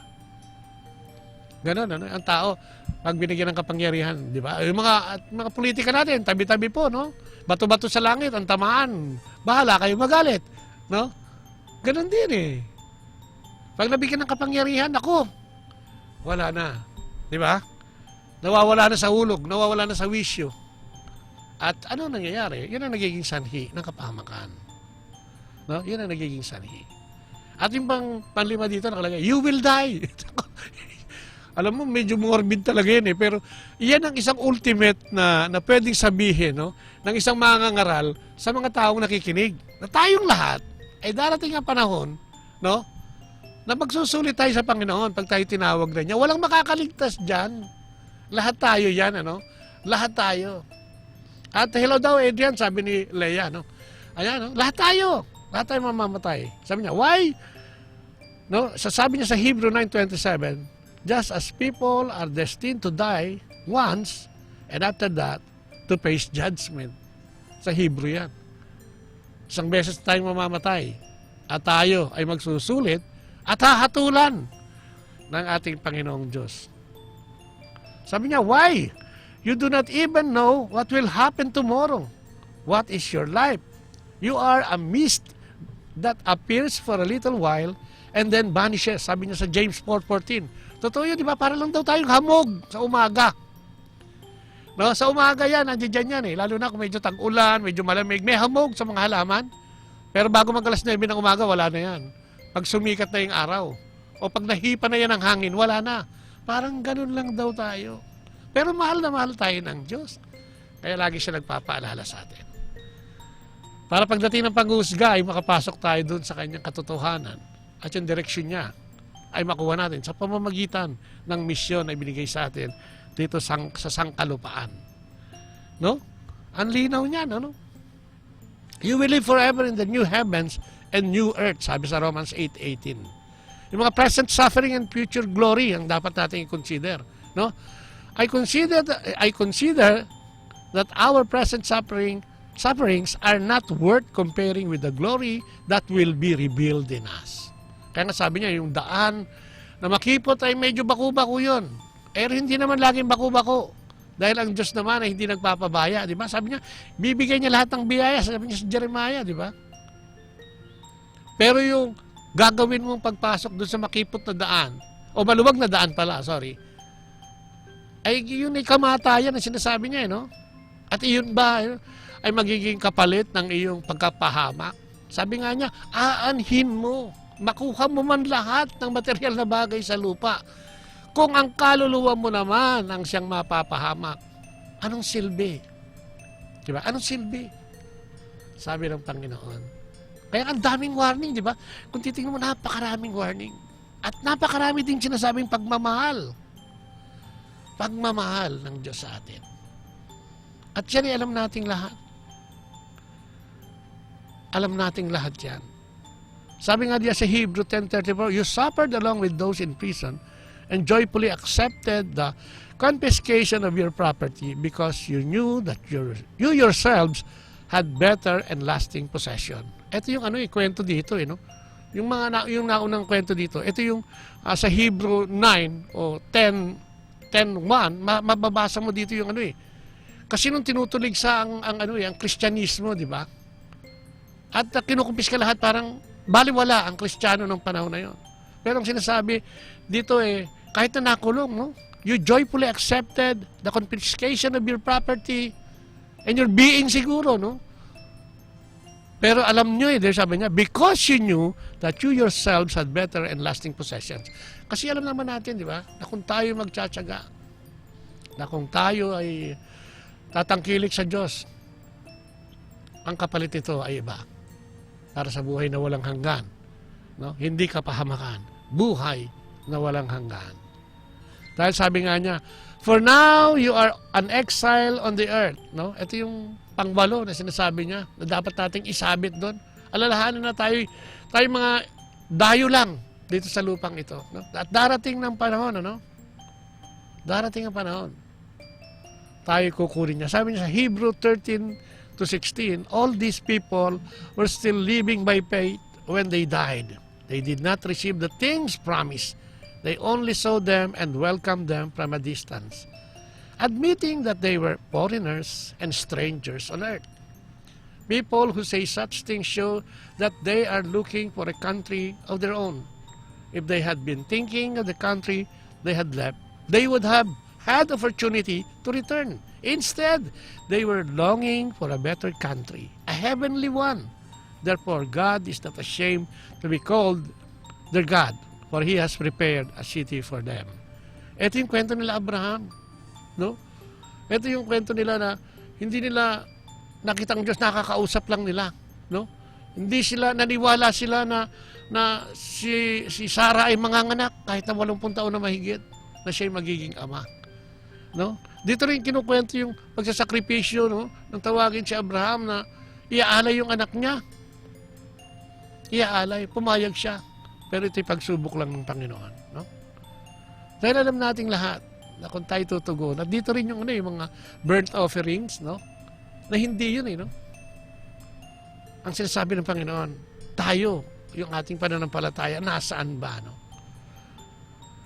All these people were still living by faith when they died. At dahil sila ay mga nangamatay nang sila ay may pananampalataya, rest assured, napupunta sila sa piling ng Ama na nangako ng covenant sa atin, na ibibigay sa atin ang lahat, pati na ang kanyang bugtong na anak. No? Nothing on earth is truly worth putting your hope in. Totoo yun. No? Wala ditong bagay sa mundo na pwede natin ilagay yung ating pag-asa. No? Sabi niya, my people have committed 2 sins. They have forsaken me, the spring of living water, have dug their own cisterns, broken cisterns that cannot hold water.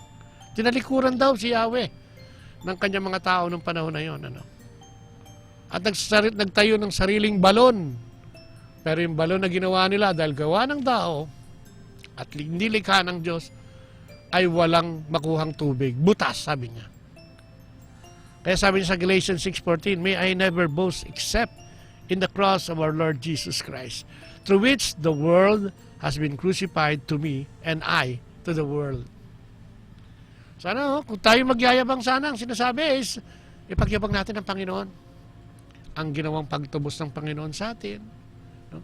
Ang ginawa niyang kabutihan sa atin. Ang mga pangako niya sa atin.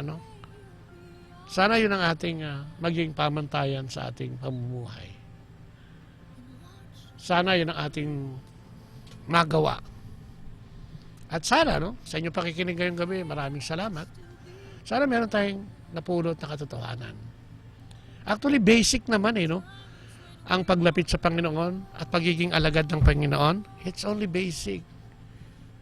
It's all about choosing. No? Ano ba yung gusto mong gawin? Ano ba yung gustong maging, no? Parang question and answer to sa Little Miss Philippines, no? Ano ang gusto mong maging? Gusto mo bang maparoon sa ating Panginoon?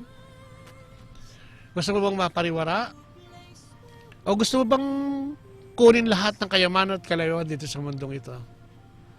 O gusto mo magsakripisyo, mahalin ang Diyos una sa lahat, at mahalin ang iyong kapwa? Sabi niya, siya ang katotohanan. No? Siya ang daan at ang katotohanan. Para tayong hinahamon ngayong mga sandali ito, o siguro itong parting ito, no? Sabi niya, ako ang daan. Kaya nga kanina, inuulit ko anong daan ba ang dinadaanan mo ngayon? Nakapaglilingkod ka ba sa Panginoon dyan sa daan na yan? O puro makamundong bagay lang, no? Accumulation. Di ba? Sabi nga nila, pagdating mo doon, hindi na may tatanong kung anong coaching minaneho mo O kung gaano karami ang bank account mo. O kung gaano karami ang laman ng bank account mo. Kung ano mga sinuot mong damit. Kung mga signature ba yan, hindi tatanong yan doon. Marahil ang itatanong sa atin, ano ang ginawa mo? No? Saan ka nagdaan? No? Tayo ba'y nagiging totoo sa Diyos? Tayo ba'y nagpapakatotoo sa ating kapwa? Yung mga tanong na yan ang siguro iiwan natin bilang hamon, no? Sa ating lahat. No? Sa susunod, tatalakayin natin, I'm the life, yung buhay. Pero ngayong maghapon ito, tinalakay natin na I am the way and the truth. At sa mga example na nagawa natin, o na banggit natin, ba sana meron tayo talagang napulot, no? At itong programang ito ay nire-replay naman, ano? Katulad nung kung pupunta ka, maglalagod ka sa Facebook, Botleya, sinishare namin yan So makikita mo yung video na yan kung interesado kang makinig. So maraming salamat muli sa mga nakinig sa atin. Si Brother June Felix. Brother June, pakikumusta mo na lang ako dyan sa mga kapatid natin dyan sa Jersey. Lahat sila dyan, ano? Kay Brother Ben at kay Brother Noni, no? At sa mga kanilang mga esposa, ano? Kay Marian, ay yung esposa. At sa lahat ng mga kapatid nga natin dyan, ano? Sa Maryland, ano? Kay Brother Noel, kay Brother Cesar, kay Brother Lito, no? At kanilang mga anak at asawa, no? Magandang gabi po sa inyo lahat, no?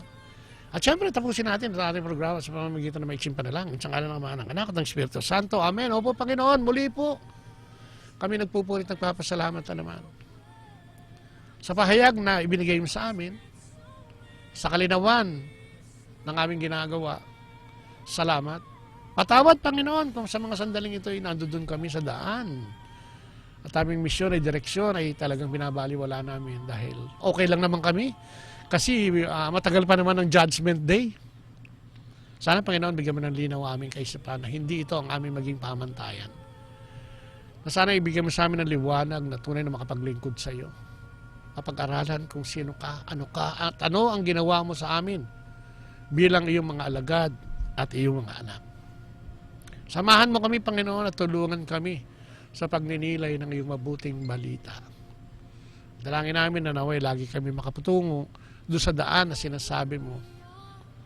At sana, Panginoon, yung katotohanan ay siya maghari sa amin sa araw-araw naming pamumuhay, Lord God. Muli, kasama sa aming panalangin ang aming mga kapatid na may sakit at karamdaman, kung sino man sila, kung gaano man kalubha ang kanilang mga sakit. Dinadalangin namin na padaluyin mo sa programang ito ang iyong banal na espiritu ng kagalingan, spirit of healing, upang magkaroon ng kagalingan ang aming mga kapatid. Si Brother Sally Remo, si Eds and Deo de Leon, at lahat ng mga kapatid namin na may sakit. Si Brother Nonong Contreras, at lahat ng mga kapatid namin na may sakit at may karamdaman, itinataas namin sa iyo. Lalo tigit mga kapatid namin walang pambayad ng doktor at ng ospital. Sana ipadala mo sa kanila yung mga taong pwedeng tumulong at magbigay ng kalunasan sa kanilang mga suliranin, Lord God. Tinataas din namin ang aming community, ang Couples for Christ Foundation for Family and Life, na panatilihin mo at lagi mo kaming i-guide, especially mga leaders, Samahan kami sa aming gawain, Lord God. Ganun din naman itinataas namin ang aming gobyerno, ang aming bayang Pilipinas. Na sana, Panginoon, ay magkaroon ng kaliwanagan at kaayusan at magkaroon ng mabuting pamumuhay. Ang mga tao, ang mamamayan, lalong-lalo na nga yung mahihirap. At lahat ng pamilya, maging Banyaga o Pilipino, ay tinataas namin siya. Especially, yung mga pamilyang nagkakaroon ng problema. Sa mag-asawahan, sa anak at sa ama, sa mga magkakapatid, sa mga gwabiyaran, tinataas namin lahat. Samahan mo kami, Panginoon, sapagkat aasa kami sa iyong mga pangako sa amin. Ang lahat ng ito dalangin namin sa matamis na pangalan ng iyong anak na si Yesu Cristo, kasama ng banal na Espiritu sa kanyang kabunyihan. At sa pananalangin ng iyong iniwang ina para sa amin. Ang iyong ina, ang mahal na Inang Maria. Maraming salamat po, and glory be to the Father, to the Son, and to the Holy Spirit. As it was in the beginning, is now, and ever shall be, world without end. Amen. At muli, maraming salamat sa inyong pakikinig, sa paglalagin. Maraming salamat. At sa pangalan po ng aking partner in life, ang aking mahal na esposa na si Lea Ocampo. Yan. Pansamantalang papaalam, ang inyong lingkod, si Kuya Bobot, Si Kuya Bobot po, ng Ang Kristiyanong Pamilya at iba pa. Mabuhay tayong lahat. Mabuhay tayong makadiyos. Mabuhay ang ating Panginoong Diyos. Bye-bye, and God bless.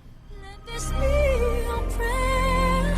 Just like every child. Just like every child.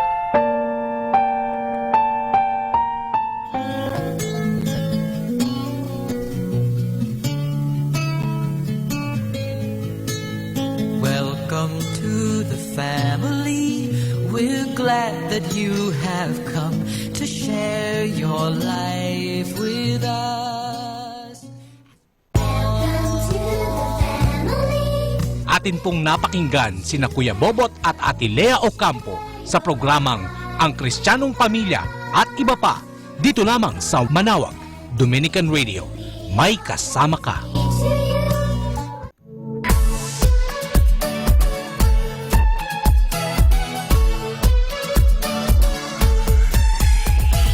Halina at sama-samang makinig sa programang Ang Kristiyanong Pamilya at iba pa ni Kuya Bobot at Ate Lea mula Lunes hanggang Sabado, alas 8 hanggang alas 9 ng umaga at alas 8 hanggang alas 9 ng gabi. Ayain at isama ang buong pamilya sa panonood at pakikinig. Log on to our website at www.radyomanawag.com. Ang Kristiyanong Pamilya at iba pa, ang programang hitik at puno ng talakayang napapanahon. Ang opinyon mo at saloobin ay napakahalaga para sa mga pangarap at ambisyon ng bawat isa. Sama-sama tayong magbigay ng impormasyon, edukasyon at inspirasyon sa bawat isa at sa buong pamilya at salipunan. Ang Kristiyanong Pamilya at iba pa ni Kuya Bobot at Ate Lea mula Lunes hanggang Sabado, alas 8 hanggang alas 9 ng umaga at alas 8 hanggang alas 9 ng gabi. Dito lamang sa 102.5 FM Manawag Dominican Radio. May kasama ka, si Jesus, si Maria at kami. Our time now is 9 o'clock in the evening. Let us now have our time check prayer. Inaanyayahan ko po kayo na samahan ninyo ako sa panalangin sa oras na ito.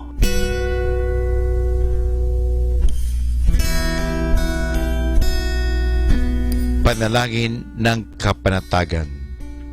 Panginoon, bigyan mo ako ng katiwasayan ng pag-iisip upang tanggapin ang mga bagay na hindi ko na maaaring baguhin, ng tapang ng loob upang baguhin ang mga bagay na maaari ko pang baguhin, at ng katalinuhan ng pag-iisip upang mabatid ko ang pagkakaiba nito.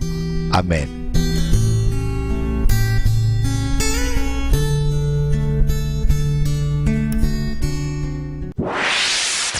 Mula sa Manawag Dominican Broadcasting Incorporated, napapakinggan sa buong mundo sa pamamagitan ng www.eradioportal.com at www.radyomanawag.com.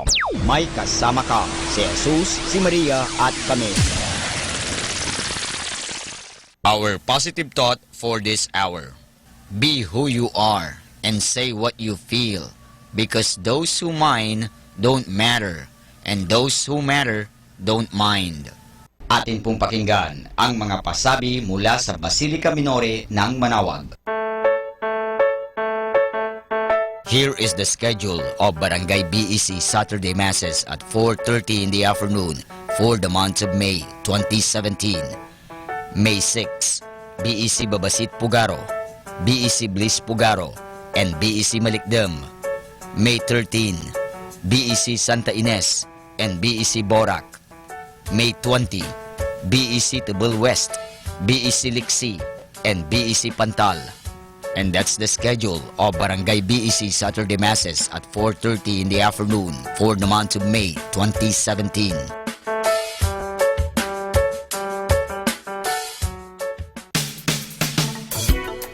Colegio de San Juan de Letran Manawag is in need of a guidance counselor, 1 teacher in preschool, 3 teachers in grade school, and 3 junior high school teachers, 1 major in English, 1 major in math, and 1 major in science. The school is also in need of office secretary, preferably female, single, and computer literate. Applicants may submit their resume at Letran Manawag Administration Office and kindly look for Miss Mary Rose Sigen. Thank you.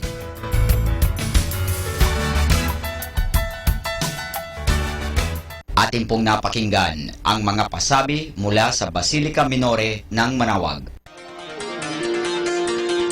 Listen to Manawag Dominican Radio and watch live through our website at www.radyomanawag.com for the live Mass on air from 6 o'clock in the morning and 11 o'clock in the morning every day, and 5 o'clock in the afternoon from Monday to Friday, and 4:30 in the afternoon every Saturday, and 4 o'clock in the afternoon every Sunday.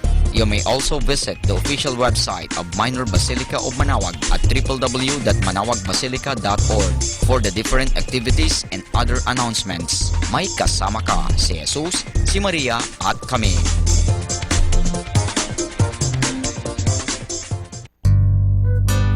Ako po si Bo Sanchez ng Kerygma. Binabati ko po ang lahat ng nakikinig. May kasama ka si Jesus, si Maria at kami. Mga kasama, ating pong pakinggan ang talk ni Bo Sanchez na recorded sa feast na ginanap sa PICC. Please welcome world-renowned motivational speaker, Brother Bo Sanchez.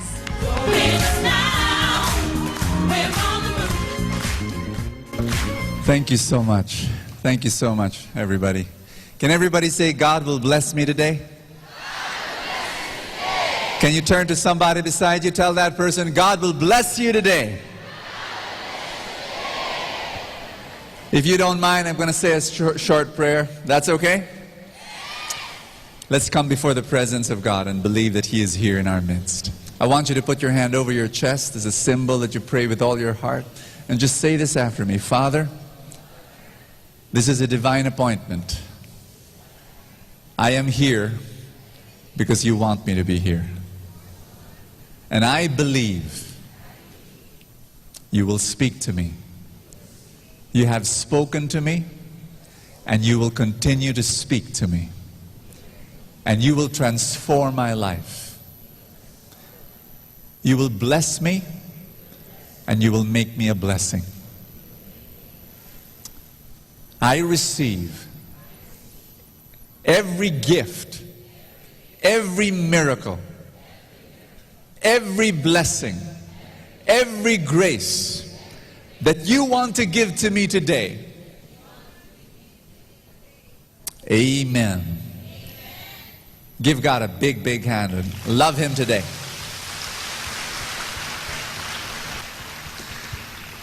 Please be seated. On your way down, slap somebody in the back and tell that person, God will speak to you today. I was listening to Peng a while ago, and it's amazing. I told myself, wow, I don't know what to say anymore. She spoke. Can you just give her another big hand? She was amazing. Thank you. Powerful, powerful words. Could never say it in any better way. Today, my task is to explain to you and share with you the abundance formula. Can everybody say that with me? Abundance formula. No need for PowerPoint. I will be your PowerPoint. My face will be your PowerPoint. We're going to go through the abundance formula. How many of you want more abundance in your life? Raise your hand. Everybody say, I want more abundance. If the person beside you raised his hand, just tell that person, you better listen.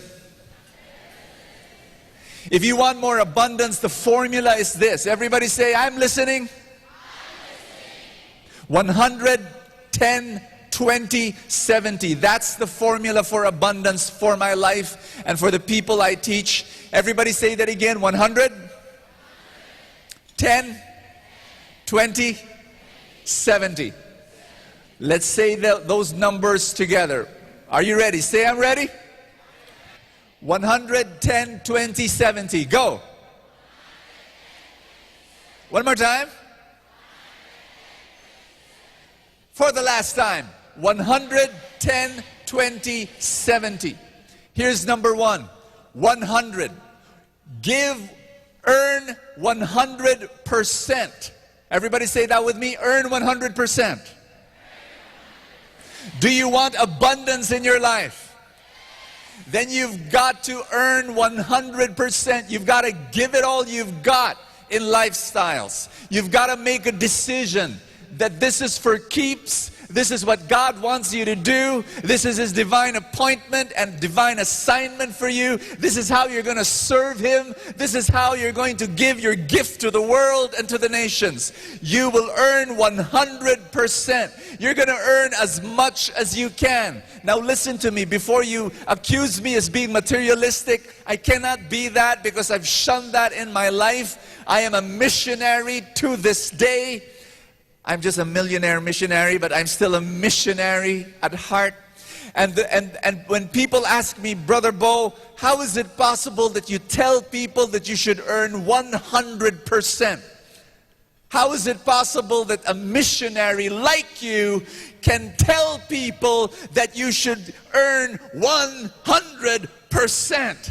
As much as you can. Isn't that greed? Let me tell you my story. I think I shared a little bit last year. I'm going to share it a little bit again. I came to know God in a very personal way when I was 12 years old, not too long ago. When I was 13 years old, I started preaching. When I was 14 years old, I fell in love with Saint Francis of Assisi. Do you know that guy? And I fell in love with him so much, with his story, and I told myself, I love God like Francis. I'll pray like Francis. I'll serve the poor like Francis. I'm going to look like Francis. I'm going to wear the clothes of Francis. I'm going to smell like Francis, which was not very good. And what happened was I brought home street kids from EDSA. And I told my mom, he's going to live with us. And then I drove her crazy. The craziest thing I did was I brought home an old man from EDSA.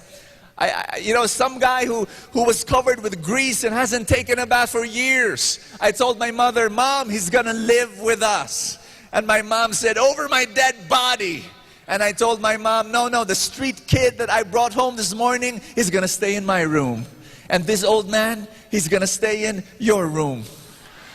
Do you not see his face? His face is Jesus. That's Jesus over there. You don't reject Jesus. I was 13 years old. My mother said, no way, Jose, you don't do that. You can't bring the poor people to our house. When I realized I could not do that, at the age of 14, I lived in a slum area.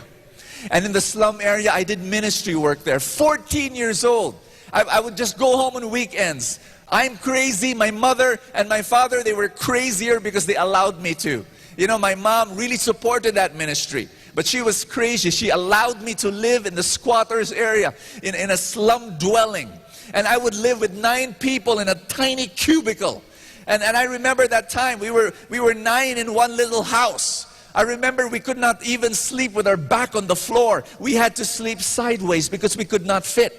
And at about 3 in the morning, someone will say, okay, change sides. And we would change sides para hindi mangawit. You know, it was absolutely crazy being there. I would go door to door and open my Bible and share the gospel to them. And in my mind, as a 14-year-old kid, I remember I would stay there for 2 whole weeks, every day, living in a slum area. And after 2 weeks, my friends and I, we would put a stage on the street. We would ask permission from the barangay. We would put a audio system. And then people would be watching me from the windows, and then holding a microphone and a Bible in my hand, I'd preach the gospel to them. That was my life at the age of 14. And I told myself, and this is my realization, I'm gonna love the poor. God wants me to love the poor, and the only way to love the poor is to be poor. That was my belief. I had a retirement plan all set. I told myself, when I'm old, I will retire on the streets. I'll be an old man living on the streets. That was my whole retirement plan. I told myself I'll sleep on the streets with a newspaper as my blanket. 14, 15, 16, 17, 18 years old, 19 years old, 20 years old, 25 years old. No change. That was my retirement plan. When I hit 30 years old, something happened. I changed my mind. My whole thinking, it turned around. Do you want to know what changed? Once upon a time, I hated money. Once upon a time, I thought business was bad. Once upon a time, I thought money and business were of the devil. Today, I tell people to earn as much as you can. Today, I tell people you've got to be the best that you can be. Develop and flower to the fullest of your potential. What changed in my mind? Do you know what changed? Do you know why it changed? When I was 30 years old doing mission work, number 1, I got married. How many of you are married here? Raise your hand. When you're married, things change. Yes or no? And I, you know, when I got married, I realized, I've got to change my retirement plan. I can't tell my wife and my kids, let's sleep now on the street. Here's the business section. Here's the entertainment section. I'm the headlines. Okay, let's go sleep. I realized there was something wrong. But here was what really changed my mind. Everywhere I went, I would preach. Everywhere I went, people would come to me and ask for prayer. And when I pray for people, 50% of the time, people would ask for what? Money.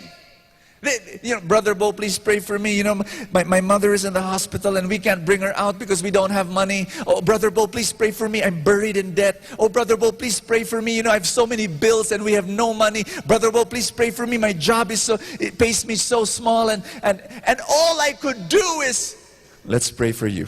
Let's pray for you, because I have no advice, I have no tips, I have no strategies. I can't teach them because I knew nothing about money. I remember one pivotal moment of my life. I was in a prayer meeting, and there was this woman and a daughter. They came to me, and that mother said, Brother Bo, can you pray for me? Tomorrow's the enrollment of my daughter, and it's the deadline. And if I don't pay tomorrow, my daughter will miss a year.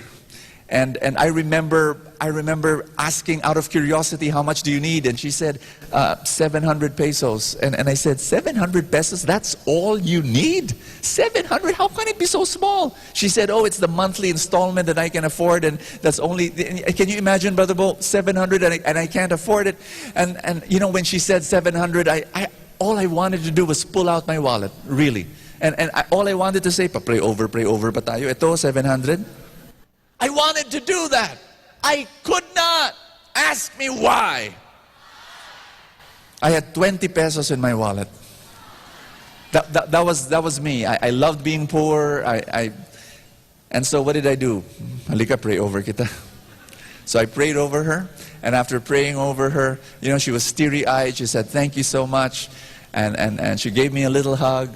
And then she got the hand of her daughter, and she walked out of the room. And my gosh, the way she walked out of the room, it was so slow.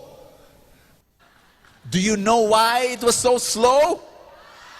Of course, she was waiting for you know who she just told that she needed $700, right? And she was waiting for that you know who to give her something. How could I? Eto sister, 20 pesos. 680 na lang. I could not. And so when she finally stepped out of the room, I sat down, and for the very first time in my life, I remember that day so well. For the very first time in my life, I prayed a prayer. It leapt out of my heart. I said, God, for the sake of that woman and the people like her, make me rich. And when I said that prayer, there was so much fear and trembling in my heart, I thought a lightning would strike me. Oh my gosh, what did I say? Joke lang, Lord, joke. But then little by little it formed in my heart that the ultimate purpose of wealth. Everybody say that with me. Can you just hold someone's hand really hard? Squeeze it until you break some bones. Just tell that person, this is important. Are you ready? Say, I'm ready. The ultimate purpose of wealth is to love others. Do I hear a loud amen? That's the ultimate purpose of wealth. It's not for you. It's not for you. It's not for you. God gives you money. God gives you a blessing so that you can become a blessing to other people. And I have one desire for you, Lifestyles community. My prayer is that you become millionaires. And in fact, ask me why. I have this hallucination that you're good people. You know, I'm sick and tired that bad people become rich. Because when bad people become rich, God cannot use that money.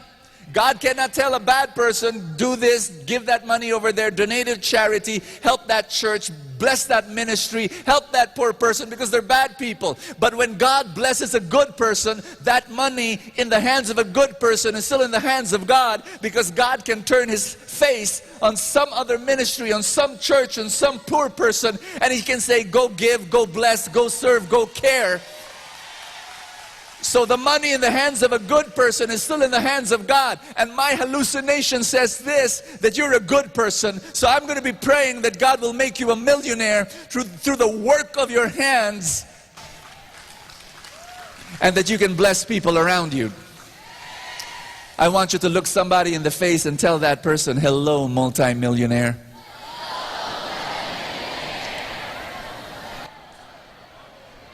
And I want you not to be greedy, because that's the death of you. I don't want you to be materialistic, because that's the death of you. I want you to be loving. And I really love, and I'm going to echo what Peng was sharing just a while ago. It's really all about love. And you know, I'm raising up a group of entrepreneurs who think that way. And I'm telling you, it's possible. It's possible to earn as much as you can because you want to love as much as you can. You want to earn 100% because you want to love 100%. Do I hear a mighty amen? Amen. I'm sorry for asking you to say amen. I get carried away. I think I'm in church. I'm sorry, but you invited a preacher, so I'm going to imagine that this is church. And we're all children of God, whatever faith or religion you are in. And that we call on one Father who blesses us and who wants abundance for our lives. So I'm going to say it anyway. Do I hear a mighty amen? Amen? I want you to tell somebody beside you, poke him in the shoulder and say, earn 100%. Here's what I want to, I want you to fight against this mentality that if you are spiritual, if you are good, if you are kind, if you are religious, you should play small and act small and dream small and this is what humility means, you know, to be small and not to shine. Hello! This is not about you. God wants you to be the best that you can be. God wants you to rise up and shine your brightest because it's not about you. It's about, you think about it. The world will be a lesser place. The world will be a poorer place if you will not be 100%. You need to be 100%. There are so many people that need you, your blessing, your grace, your life, your sacrifice. They need it badly, desperate.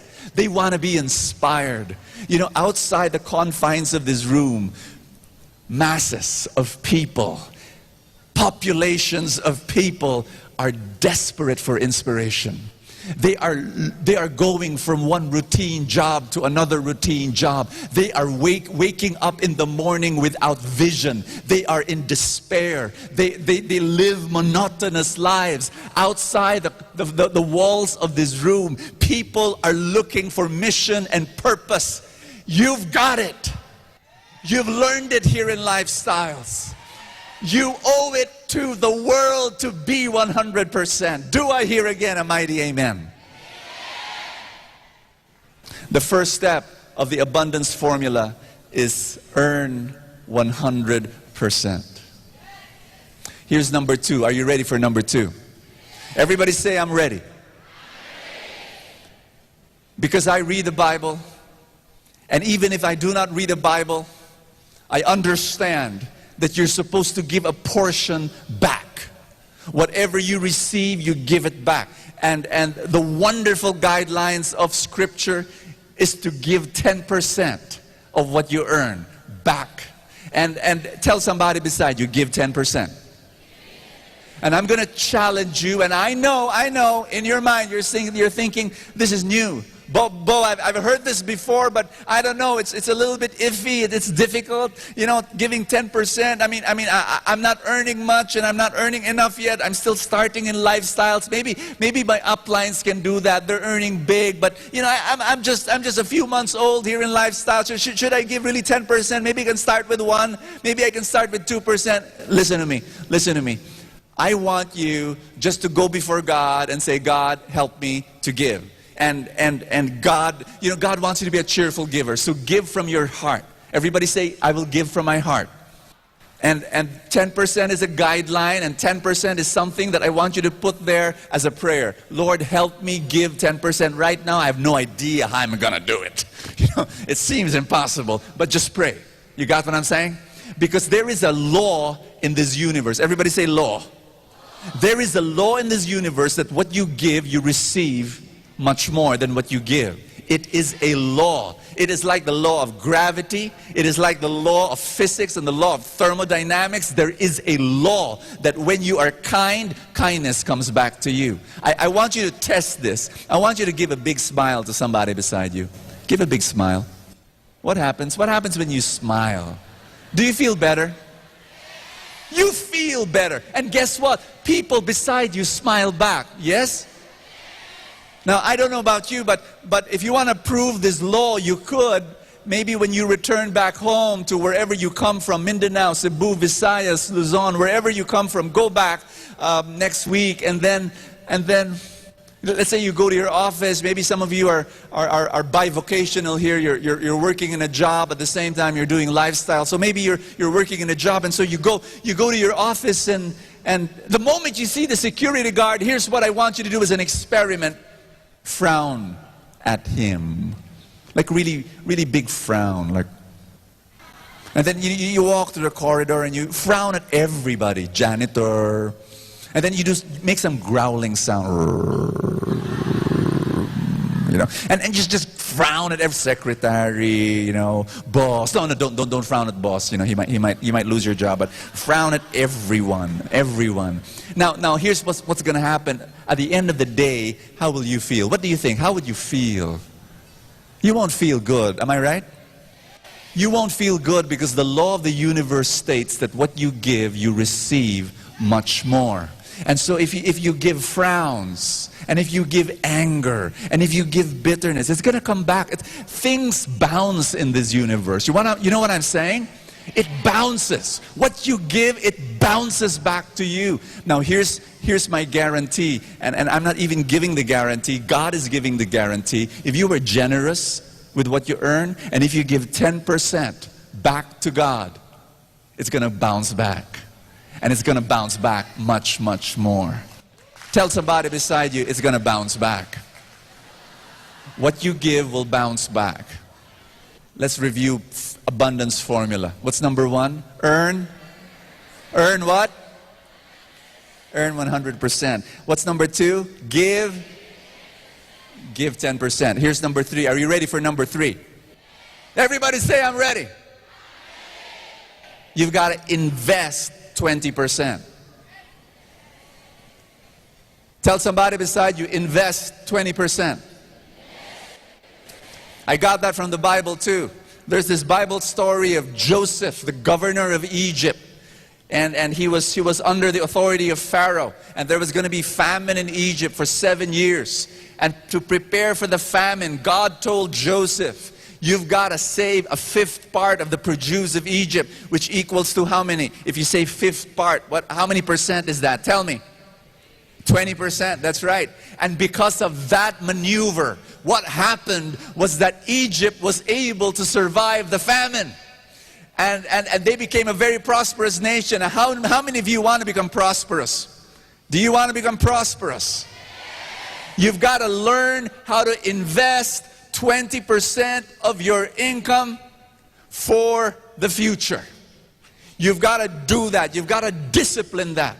And I tell people, and I'm going to be biased here, over the past years I've been teaching thousands of people to invest. And you know, the idea is this. The idea is this. Focus on your job, which is lifestyles. Focus on your business, which is lifestyles. You know, pour your attention there. And whatever you earn from this best business that you have, get 20% every month. Every month, every check that you get, just set aside 20%. Set aside 20%. Set aside 20%. Everybody say, set aside. Now here's the thing. Don't put it in the bank only. Yes, put some. Everybody say some. For an emergency fund. Everybody say emergency. You need an emergency fund in the bank for any emergencies. Hello, emergency fund, emergency, you know. And what you do is, you know, sometimes the car breaks down, you need some money. Somebody gets sick in the house, you need some money. Emergency fund. One more time, emergency fund. Perhaps 3 months to 6 months of your income. Save it in the bank. But after that, everybody say after that. You cannot let it stay in the bank. Long-term savings should not be in the bank. It cannot be there because of this monster called inflation. Everybody say inflation.